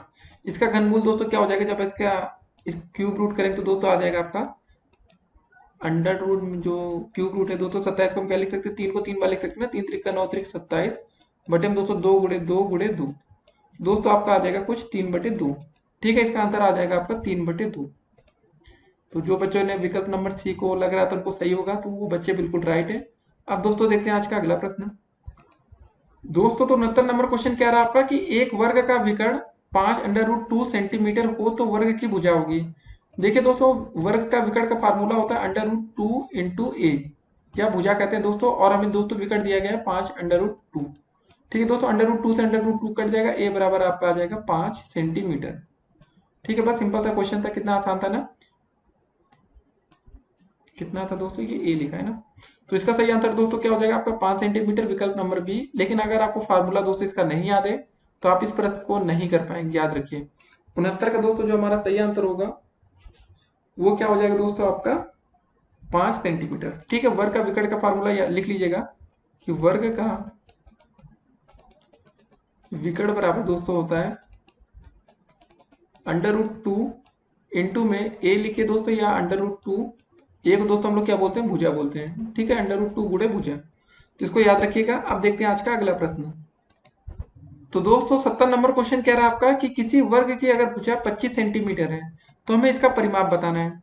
तो दोस्तों वर्ग कैसे बनता है, आप एक को थोड़ा और अच्छे से आपको एक्सप्लेन कर देते हैं। एक वर्ग दोस्तों आपका सिंपल सा ऐसा हो गया, अगर दोस्तों इसकी एक भुजा 25 सेंटीमीटर दिया गया है, दोस्तों देखिए वर्ग की सभी भुजाएं समान होती है। ठीक है, 25 सेंटीमीटर, इसको ये भी हो जाएगा आपका 25 सेंटीमीटर। ठीक है, सभी 25 तो दोस्तों वर्ग का परिमाप का फार्मूला क्या होता है, पहले आप लिख लेंगे। परिमाप बराबर होता है 4 गुणे भुजा। क्या होता है दोस्तों, 4 गुणे भुजा। और दोस्तों हमें एक भुजा कितनी दी गई है, खाली एक भुजा से जरूरत है, 4 गुणे 25 हो जाएगा दोस्तों, और 25 गुणे 4 हो जाएगा दोस्तों 100 सेंटीमीटर। ठीक है, कितना आसान था क्वेश्चन था। ऐसे क्वेश्चन आपके पेपर में आ सकते हैं। तो दोस्तों इसका सही आंसर क्या होगा, विकल्प नंबर आपका ए सही है। ठीक है, इसको टिक करेंगे और ग्रीन से हाईलाइट करेंगे। तो दोस्तों अगर ऐसा कोई क्वेश्चन आएगा पेपर में, आप लोग कर लेंगे। देखिए कभी इसका परिमाप निकालना हो तो दोस्तों सभी भुजाओं को जोड़ देंगे तो भी इसका आंसर आ जाएगा 25। इसको जोड़ दिए 25 25 50 25 75 और 25 चौके 100। ठीक है, फार्मूला का यूज तो हम लोग जल्दी के लिए करते हैं, नहीं तो इसका बेसिक तरीका यही है। अब देखते हैं दोस्तों आज का अगला। तो दोस्तों 71 नंबर क्वेश्चन क्या रहा आपका, यदि cos स्क्वायर थीटा बराबर 1/2 हो तो sin स्क्वायर थीटा का मान आपको बताना है। दोस्तों आपने ये फार्मूला पढ़ा है ना, sin स्क्वायर थीटा प्लस का cos स्क्वायर थीटा कि इसकी वैल्यू दोस्तों कितनी होती है, 1 होती है। और दोस्तों हमारे क्वेश्चन में क्या दिया गया है, cos स्क्वायर थीटा बराबर 1/2। तो दोस्तों चलिए वैल्यू निकाल लेते हैं। sin स्क्वायर थीटा हो जाएगा दोस्तों यहाँ पर, cos स्क्वायर थीटा की जगह दोस्तों क्या रख देंगे, 1/2 बराबर आपका 1। ठीक है, यहाँ से दोस्तों sin स्क्वायर थीटा बराबर क्या हो जाएगा, 1 - 1/2। तो दोस्तों यहाँ से sin स्क्वायर थीटा का मान हमारा निकल आएगा, sin स्क्वायर थीटा बराबर 1/2। ठीक है, यही आपका आंसर हो जाएगा। एक में से 1/2 घटेगा तो 1/2 आ जाएगा। देखिए दोस्तों इस प्रश्न में हमारा पूछा गया था साइन स्क्वायर थीटा का मान, तो दोस्तों इसका मान 1/2 होगा। अगर साइन थीटा का मान पूछा जाता तो 1/√2 होता है। तो क्वेश्चन थोड़ा ट्रिकी है, आपको ध्यान देना है। तो इसका हमारा सही आंसर होगा विकल्प नंबर डी। हो सकता है कि बच्चे जल्दबाजी में आके 1/√2 जो है इसको टिक मार सकते हैं, लेकिन हमारा जो क्वेश्चन था उसमें पूछा गया साइन स्क्वायर थीटा का मान, तो हमें ज्यादा दिमाग नहीं दौड़ाना है। अब दोस्तों देखते हैं आज का अगला प्रश्न। तो दोस्तों 72 नंबर क्वेश्चन क्या रहा आपका, संलग्न आकृति में बिंदु O वृत्त का केंद्र है। तो दोस्तों ये O दिख रहा है आपका, ये वृत्त का केंद्र है। और कोण ACB का मान हमें 40 अंश दिया गया है। क्या दिया गया है दोस्तों, कोण ACB बराबर आपका है 40 अंश। ठीक है, तो दोस्तों हमें बता मतलब कोण AOB की माप हमें ज्ञात करना है। पूछा क्या गया दोस्तों, ये वाला कोण दोस्तों आपको जो केंद्र में दिख रहा है, ये वाला कोण की हमें माप बताना है। तो दोस्तों अगर ये 40 अंश होगा तो इसका ये जो आपका केंद्र पर बना कोण होता है ये डबल हो जाता है। तो दोस्तों इसका आंसर आपका सिंपल सा हो जाएगा विकल्प नंबर डी, 80 अंश। ठीक है दोस्तों, ये क्वेश्चन आपका बीटीसी 2016 में पूछा भी जा चुका है पेपर में। ठीक है, ये क्वेश्चन आपका बीटीसी में आ चुका है, या डीएलएड 2016 में यह प्रश्न पेपर में आपके पूछा जा चुका है। तो ऐसे क्वेश्चन पेपर में आ जाए आपको ध्यान रखना है। अब दोस्तों देखते हैं आज का अगला प्रश्न। दोस्तों तो 73 नंबर क्वेश्चन कह रहा है आपका, परिमेय संख्या -4/5 तथा 8/15 का भागफल है। ठीक है, आपको बताना है। विकल्प आपके सामने 4 दिए गए हैं, आप लोग इसको गेस कर सकते हैं, तब तक तुक्का लगा सकते हैं। तो चलिए दोस्तों देख लेते हैं भाग करके। -4/5 तथा इसको भाग करना है 8/15 से। तो क्या होगा दोस्तों, जब ये गुणा में आएगा तो लास्ट का लास्ट से गुणा, बीच का बीच से गुणा हो जाएगा। ठीक है दोस्तों, -4/5 दोस्तों ऊपर पलट जाएगी ना संख्या, 15/8 हो जाएगा। 4 एकम 4, 4 दूनी 8, 5 एकम 5, 5 1 15। तो दोस्तों कितना आ जाएगा, माइनस का 3/2। यही आपका आंसर हो जाएगा। तो आप देख रहे होंगे विकल्प नंबर सी, -का 3/2 दिया गया है। यही आपका राइट आंसर है। तो ऐसे क्वेश्चन दोस्तों आपके पेपर में आते हैं, तो आपको ध्यान में रखना है। आप कहेंगे ये क्वेश्चन कभी आया है कि नहीं, तो दोस्तों ये डीएलएड 2017 में ये क्वेश्चन पूछा जा चुका है। ठीक है, तो तैयारी आप लोग अच्छे से कर लीजिए, डीएलएड या बीटीसी। अब दोस्तों देखते हैं आज का अगला प्रश्न। तो 274 नंबर क्वेश्चन कह रहा है आपका, एक पासा फेंकने पर प्रतिदर्श समष्टि में अभाज्य संख्या के अवयवों की संख्या है। तो दोस्तों आप बताना आपको क्या होगा इसका आंसर। तो इसको दोस्तों आंसर आएगा आपका विकल्प नंबर डी, आंसर आएगा 3। तो ये भी क्वेश्चन दोस्तों आपका बीटीसी 2017 में पूछा जा चुका है या डीएलएड, तो आपको ध्यान में रखना है। अब दोस्तों देखते हैं आज का अगला प्रश्न। दोस्तों तो 75 नंबर क्वेश्चन कह रहा है आपका, 0.0000408 का घनमूल होगा। ठीक है, तो कैसे करेंगे दोस्तों, घनमूल आपको बताना है। तो लिखा है दोस्तों 0.00008, ठीक है, इतना लिखा है। ये दोस्तों दशमलव चिन्ह हटाएंगे, कितने जीरो दोस्तों, यहाँ पर 2 जीरो था, 2 2 4 1 5। ठीक है दोस्तों, तो नीचे 5 जीरो आ जाएंगे, 3 4 5, 4 जीरो और 8 का आ गया। ठीक है, इसका दोस्तों हमें क्या बताना है, घनमूल। तो कैसे होगा दोस्तों, इसका आंसर बताइए आप लोग। तो दोस्तों यह प्रश्न आपके पता है डीएलएड 2017 में पूछा जा चुका है पहले ये क्वेश्चन। इससे पहले दोस्तों इसी वीडियो में हमने ये क्वेश्चन डिस्कस किया था, लेकिन दोस्तों वहां पर आपका क्वेश्चन थोड़ा हटकर था। वो था 0.123 4, वहां 5 जीरो था और 8 ऐसे लिखा था। तो दोस्तों उसका हमने क्या किया था, दशमलव का चिन्ह हटाया था। दोस्तों नीचे कितने 6 जीरो आ गए थे, 3 3 6। तो दोस्तों ये क्वेश्चन आपका सही था, मतलब ये हुआ था 8/10⁶। अब दोस्तों ये वाला प्रश्न आपका क्या बनेगा पता है, 8/10⁵ अब दोस्तों ऊपर का तो आ जाएगा 2 और नीचे का दोस्तों नहीं आ पाएगा, तो वो अंडर रूट में रह के ही इसका आंसर आएगा। लेकिन दोस्तों ऐसे गलत क्वेश्चन आपके पेपर में पूछे जा सकते हैं, तो आपको ध्यान में रखना है कि कभी गलत आएगा तो क्या करना पड़ेगा। तो दोस्तों आप लोग अपने आप से मान सकते हैं कि ये ऐसे हो सकता है। तो ऐसा क्वेश्चन आपके पेपर में पूछा जा चुका है, तो आपको ध्यान में रखना है। ठीक है, फिलहाल इसका दोस्तों जो सही क्वेश्चन होगा वो यही होगा जो हमने यहाँ पर आपको पहले लिखा था। यहाँ पर दोस्तों पहले 3 तो 5 जीरो होंगे, फिर 8 लिखा रहेगा। तो दोस्तों ऊपर 8/10⁶। इसका जब घनमूल ऐसे निकालेंगे तो दोस्तों क्या हो जाएगा, 8 का दोस्तों हमने बताया था आपको 2 आ जाता है, 10⁶ है दोस्तों, तो यहाँ पर 10⁻2 आ जाएगा इसका। तो दोस्तों 2/100 हो जाएगा आपका। 2/100 को जब हम सॉल्व करेंगे तो आ जाएगा आपका 0.02। इसको हमने देखिए शुरुआत में वीडियो में अच्छे से डिस्कस किया था इस क्वेश्चन को। तो फिलहाल दोस्तों इसका क्वेश्चन यहाँ पर गलत है, तो इसका कोई आंसर नहीं होगा इस प्रश्न का। इन 4 जो आपके सामने दोस्तों विकल्प दिख रहे हैं, फिलहाल इस विकल्प में इसका आंसर नहीं दिया गया है। ठीक है, और दोस्तों अगर आप सॉल्व करना चाहें तो सही क्वेश्चन अगर होता तो इसका दोस्तों आंसर आपका 0.02 बन जाता, जो कि आपको दोस्तों विकल्प नंबर 2 दिया गया है। लेकिन इस प्रश्न का क्वेश्चन ही गलत है, तो इसका फिलहाल यहाँ पर आंसर नहीं है। अगर इसको आप सॉल्व करेंगे तो क्या आएगा आंसर, इसको भी देख लेते हैं। 3 2 5, ठीक है दोस्तों, ऐसे लिखा है 8/10⁵5 हो जाएगा नीचे। ठीक है, तो इसका दोस्तों जब हम घनमूल निकालेंगे तो क्या हो जाएगा, इसको भी देख लेते हैं। तो काफी बच्चे कहेंगे सर ने बताया नहीं, तो हो जाएगा दोस्तों ऐसा कुछ। आपका 8 का घनमूल दोस्तों 2 बाहर आ जाएगा, नीचे एक 10 आपका बाहर आएगा दोस्तों, और आपका घनमूल के अंदर रहेगा अंडर रूट 10 में 3, ये 10 का स्क्वायर या 100 लिख सकते हैं इसको अंदर। तो दोस्तों 2/10 को आप ऐसे लिख दीजिए 0.2, आपका अंडर रूट घनमूल में आपका 100 रहेगा, और बाहर ऐसे 3 लिखा रहेगा। यही आप इसको आंसर कर सकते हैं। तो ऐसा फिलहाल विकल्प तो दिया नहीं गया है, ऐसे क्वेश्चन गलत कभी कभी पेपर में आपके पूछ लिए जाते हैं। अब दोस्तों देखते हैं आज का अगला प्रश्न। तो दोस्तों 76 नंबर क्वेश्चन क्या रहा आपका, आइए देखते हैं। sin 30/cos 60 का मान आपको बताना है। क्या लिखा दोस्तों, sin 30 बटे में cos 60 का मान दोस्तों आपको बताना है। ठीक है, तो दोस्तों sin 30 का मान होता है आपका 1/2, और cos 60 का मान भी दोस्तों होता है आपका 1/2। तो बस 1/2 से 1/2 कट गया, बचेगा कितना दोस्तों, ये यही आपका आंसर हो जाएगा। आसान सा क्वेश्चन था, तो इसका राइट आंसर दोस्तों क्या हो जाएगा, विकल्प नंबर ए।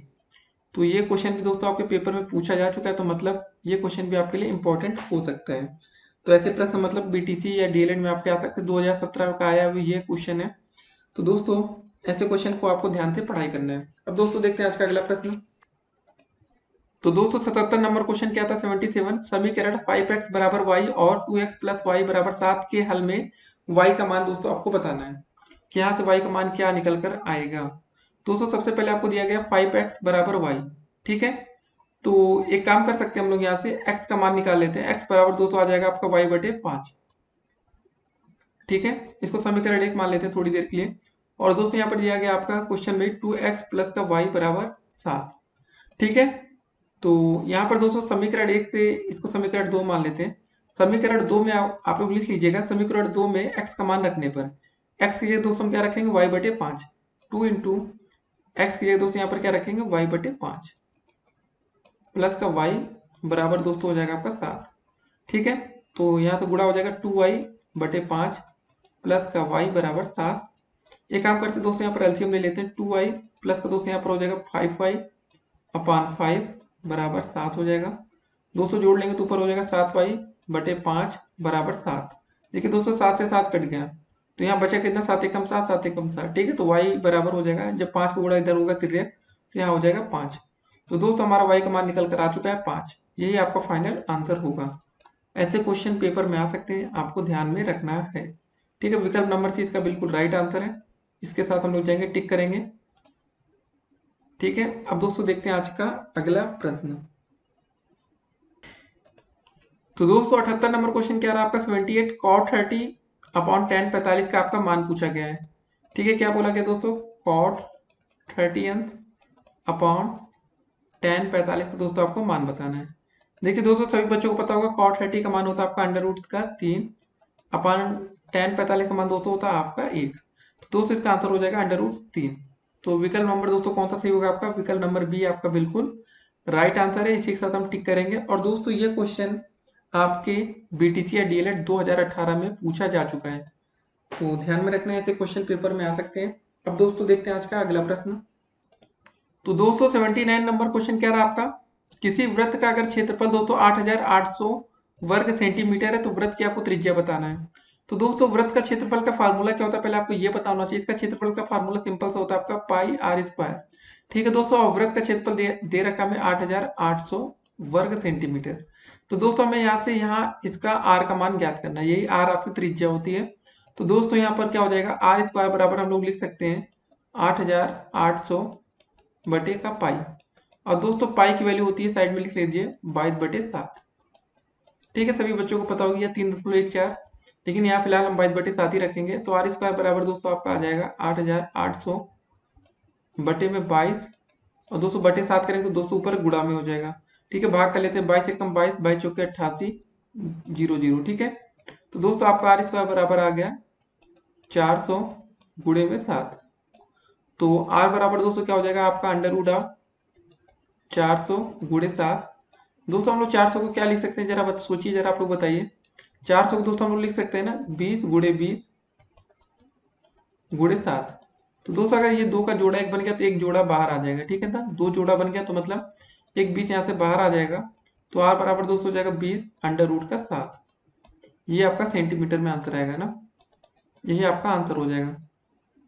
तो ऐसे क्वेश्चन पेपर में आपको पूछे जा सकते हैं, आपको तैयार रहना है। तो आपका फाइनल आंसर हो गया 20 अंडर रूट 7 सेंटीमीटर। ठीक है, विकल्प नंबर डी के साथ जाएंगे, आप इसको टिक करेंगे। ये आपका बिल्कुल राइट आंसर है। अगर आप लोग इसकी अच्छी तैयारी करें दोस्तों तो आपको मजा आएगा ऐसे क्वेश्चन करने में, क्योंकि दोस्तों यह प्रश्न भी आपका बीटीसी या डीएलएड 2018 में पूछा जा चुका है। अब दोस्तों देखते हैं आज का अगला प्रश्न। तो दोस्तों 80 नंबर क्वेश्चन क्या रहा आपका, ये देखते हैं। 2x² माइनस एक्स माइनस 1 बराबर 0 के हल होंगे, ये आपको बताना है। क्वेश्चन क्या है, 2x², ठीक है, माइनस एक्स माइनस 1 बराबर 0 के हल होंगे। तो दोस्तों सिंपल सा तरीका है, हमने आपको बताया कि ऐसे क्वेश्चन आए तो क्या करेंगे, पहले और लास्ट का गुणा करेंगे, कितना हो जाएगा 2 एकम 2। और दोस्तों आप ये चिन्ह देख रहे होंगे यहाँ पर माइनस वाला, तो मतलब जो हमारा आंसर आएगा यहाँ पर जो x का कॉफिशिएंट या गुणा क्या है दोस्तों, क्या 1 है ना। तो दोस्तों घटाने पर एक आए, 2 एकम 2 करेंगे दोस्तों, 2 गुणे 1 मतलब 2 आ जाएगा, और 2 में से 1 घटाएंगे दोस्तों तो कितना आ जाएगा 1। तो दोस्तों ये संख्या में प्राप्त हो रही है, तो मतलब 2x² करेंगे माइनस का 2x प्लस का x, ठीक है, माइनस का 1। देखिए दोस्तों -2x में से प्लस का x घटाएंगे तो कितना बचेगा माइनस का x, तो इसको सेटिस्फाई करेगा। अब दोस्तों यहाँ पर कॉमन लेने वाली बात आ गई, 2x कॉमन ले लेंगे तो दोस्तों बचेगा कितना आपका x माइनस का 1। दोस्तों यहाँ पर प्लस का 1 कॉमन ले लेंगे तो बचेगा आपका x माइनस का 1 बराबर आपका 0। अब दोस्तों देखिए दोनों ब्रैकेट में आपका x माइनस 1 यहाँ भी दिख रहा है, x माइनस 1 यहाँ भी दिख रहा है। अब x माइनस 1 को ही हम कॉमन क्यों ना ले लें, इसको ही कॉमन ले लेते हैं हम। x माइनस 1 दोस्तों कॉमन लेते ही आपका बचा कितना आपका 2x प्लस का 1 बचेगा, ठीक है, बराबर आपका 0। तो दोस्तों एक बार इसको 0 के बराबर रख के देखते हैं और एक बार इसको 0 के बराबर रख के देखते हैं। तो हमें x की वैल्यू प्राप्त हो जाएगी। x माइनस वन बराबर दोस्तों अगर आप जीरो रखते हैं तो हमें x बराबर 1 मिलता है। अब दोस्तों यहाँ पर देखेंगे 2x प्लस 1 बराबर अगर हम जीरो रखते हैं तो दोस्तों यहाँ पे क्या हो जाएगा, 2x बराबर आपका आ गया माइनस का 1 और x का मान आ जाएगा माइनस का 1/2। तो दोस्तों आपके दो आंसर आ जाएंगे। तो x बराबर आप ऐसे लिख सकते हैं 1 और माइनस का 1/2। यही आपका फाइनल आंसर होगा। इसी को आंसर करके टिक करेंगे, 1 और 1/2 माइनस का। तो दोस्तों देख रहे होंगे आप लोग, पहला विकल्प नंबर 1 का यही वाला सही आंसर है बिल्कुल दोस्तों, 80 का पहला विकल्प। ठीक है, तो ऐसे क्वेश्चन अगर पेपर में है दोस्तों तो आगे से आप लोग इसको आसानी से कर सकें, उम्मीद करते हैं। तो गुणनखंड का क्वेश्चन था दोस्तों। तो गुणनखंड करना कुछ बच्चों के लिए मुश्किल होता है, कुछ बच्चों के लिए आसान होता है। उम्मीद करते हैं दोस्तों आपको समझ में आया होगा और आप लोग पूरी कोशिश करेंगे। अब दोस्तों देखते हैं आज का अगला प्रश्न। तो दोस्तों 81 नंबर क्वेश्चन क्या रहा आपका, ये देखते हैं। संख्या 14,641 के वर्गमूल में अंकों की संख्या पूछी गई है। तो दोस्तों पहले हम आपको एक सिंपल सा क्वेश्चन बता देते हैं। अगर दोस्तों 100 का वर्गमूल हम निकालते हैं तो कितना आ जाता है दोस्तों, 100 का वर्गमूल निकालने पर आपका आंसर आता है 10। तो दोस्तों इसमें 10 में अंकों की संख्या कितनी हो जाएगी, इसका आंसर हो जाएगा 2। ठीक है, वैसे दोस्तों बोला गया आपका 14,641 का वर्गमूल दोस्तों निकालना पहले। तो कितना आ जाएगा दोस्तों, वर्गमूल निकाल लेंगे तो दोस्तों 14,641 फिलहाल आपका 121 का वर्गमूल होता है। ठीक है दोस्तों, और इसमें अंकों की संख्या कितनी हो जाएगी, कितने अंक गिन लीजिए, 1 2 3। तो दोस्तों आपको अंकों की संख्या आ जाएगा 3, यही आपका आंसर हो जाएगा। अब दोस्तों आपके मन में एक सवाल आ रहा होगा, यार कैसे याद करेंगे कि अब ये आंसर कैसे आएगा। तो दोस्तों आपको देखिए थोड़ा बहुत गेस करना पड़ेगा, क्योंकि अब तो कोई तरीका हो नहीं सकता दोस्तों। या तो आप लोग इसके फैक्टर करने की कोशिश करिए जिसमें आपका काफी समय लग जाएगा। तो दोस्तों अगर आप लोग ऐसे चाहें तो एक और काम कर सकते हैं, 14,641 ना, इसका आप फैक्टर करिए। पहले अगर दोस्तों आप 11 से भाग करें तो कितनी बार जाएगा, 11 कम 11। ठीक है दोस्तों, यहाँ 3 और 6 बचा, 11 तिहाई 33, 3 11 तिहाई 33, 11 कम 11। ठीक है दोस्तों, फिर दोस्तों आप 11 से भाग कर सकते हैं, 11 कम 11, 2 और 3, 11 दूनी 22, 11 कम 11। फिर दोस्तों 11 से भाग करें तो 11 बार जाएगा और 11 से फिर भाग करेंगे लास्ट में तो 11 कम 11। ठीक है दोस्तों, आप ये दो जोड़ा बना लेंगे तो कितना हो जाएगा, 121 गुणे 121 या 11 की घाते 4। तो दोस्तों आपका आंसर तब भी 11 की घाते 2 ही आएगा। तो जो भी तरीका दोस्तों आपको समझ में आए वो कर सकते हैं। फिलहाल अगर आपको याद है तो बहुत ही अच्छी बात है, नहीं तो थोड़ा समय लगेगा। और हमें इस क्वेश्चन में सिर्फ ये बताना था कि इसके वर्गमूल में अंकों की संख्या कितनी है। तो दोस्तों आप समझ गए ना, 121 में मतलब कितने टोटल अंक लिखे, 3। जैसे दोस्तों अगर आपसे पूछा जाए कभी √9 के वर्गमूल में अंकों की संख्या बताइए दोस्तों, तो √9 का आंसर कितना आएगा, 1, 3 आ जाएगा ना। इसका आंसर कितना आएगा पहले देखिए, इसका आंसर दोस्तों आपका 3 आ जाएगा। और 3 में दोस्तों अंकों की संख्या टोटल कितनी है, 1। ठीक है, तो हमारा फाइनल जो आंसर आएगा वो 1 आएगा, ना कि 3। अब दोस्तों देखते हैं आज का अगला प्रश्न। तो दोस्तों 82 नंबर क्वेश्चन क्या रहा, 82 नंबर की, किसी चतुर्भुज के किन्हीं 3 कोणों का योगफल अगर 285 है तो चौथे कोण की हमें माप बतानी है। दोस्तों आपको पता होगा चतुर्भुज के चारों कोणों का योगफल कितना होता है, आपका 360 होता है। ठीक है ना, चारों कोणों का योगफल। लेकिन दोस्तों हमें दिया गया 3 कोणों का योगफल 285, तो चौथे कोण का माप। तो दोस्तों मान लेते हैं आपका चौथा कोण कितना है, माना चौथा कोण हमारा कितना है, चौथा कोण बराबर दोस्तों आपका है x। ठीक है, तो दोस्तों x प्लस दोस्तों 3 जो कोण दिए गए उसका योगफल आपका 285 है, बराबर दोस्तों चारों कोणों का योगफल आपका 360 होता है। तो x बराबर दोस्तों आपका आ जाएगा 360 माइनस का 285। घटा लेते दोस्तों तो आपका x बराबर आ जाएगा, 10 में से 5 गया 5, और दोस्तों यहाँ पर बचा 15, 15 में से 8 गया 7, 75 अंक। ठीक है, x का मान आ गया हमारा 75 अंक। तो दोस्तों चलिए 75 अंक कौन सा है इसको टिक पहले करते हैं। आपका विकल्प नंबर दोस्तों बी बिल्कुल राइट आंसर है। तो ऐसे क्वेश्चन दोस्तों देखिए, जो आज आपने सारे क्वेश्चन देखे ये सब क्वेश्चन आपके पेपर में पूछे जाते हैं। तो दोस्तों आज हमने 82 क्वेश्चन देख लिया आपके बहुविकल्पीय के लिए। उम्मीद करते हैं दोस्तों आपको हर एक क्वेश्चन समझ में आया होगा। अगर आपको कहीं कोई भी क्वेश्चन में डाउट हो, संदेह हो कि आपको समझ में नहीं आया, तो बेझिझक आपको कमेंट करना है। फिलहाल अभी दोस्तों आप सीखने की कड़ी में, इस वीडियो को देखने के बाद दोस्तों आपको तुरंत अति लघुत्तरी और लघुत्तरी की वीडियो देखना है। तो दोस्तों जैसे ही वीडियो समाप्त होती है पहले उसको आप देखिए और अपने आप को जांचिए। और दोस्तों आपको कमेंट करके जरूर बताना है कि आपके 82 क्वेश्चन में से आपके कितने प्रश्न सही हुए। जितने भी हुए दोस्तों, 10 question, 5 question, 2 question, 25 question, 30 question, 40, तो आपको कमेंट करना है। दोस्तों आपका कमेंट जरूरी है क्योंकि आपके कमेंट से हमें मोटिवेशन मिलता है और वीडियोस बनाने की दोस्तों जो ताकत मिलती है वो आपके कमेंट से ही आती है। तो दोस्तों चलिए फिर मिलेंगे अगली वीडियो में, तब तक के लिए स्टे कनेक्टेड और सभी बच्चों को ऑल द बेस्ट पेपर के लिए। उम्मीद करते हैं दोस्तों आपका पेपर काफी अच्छा जाएगा।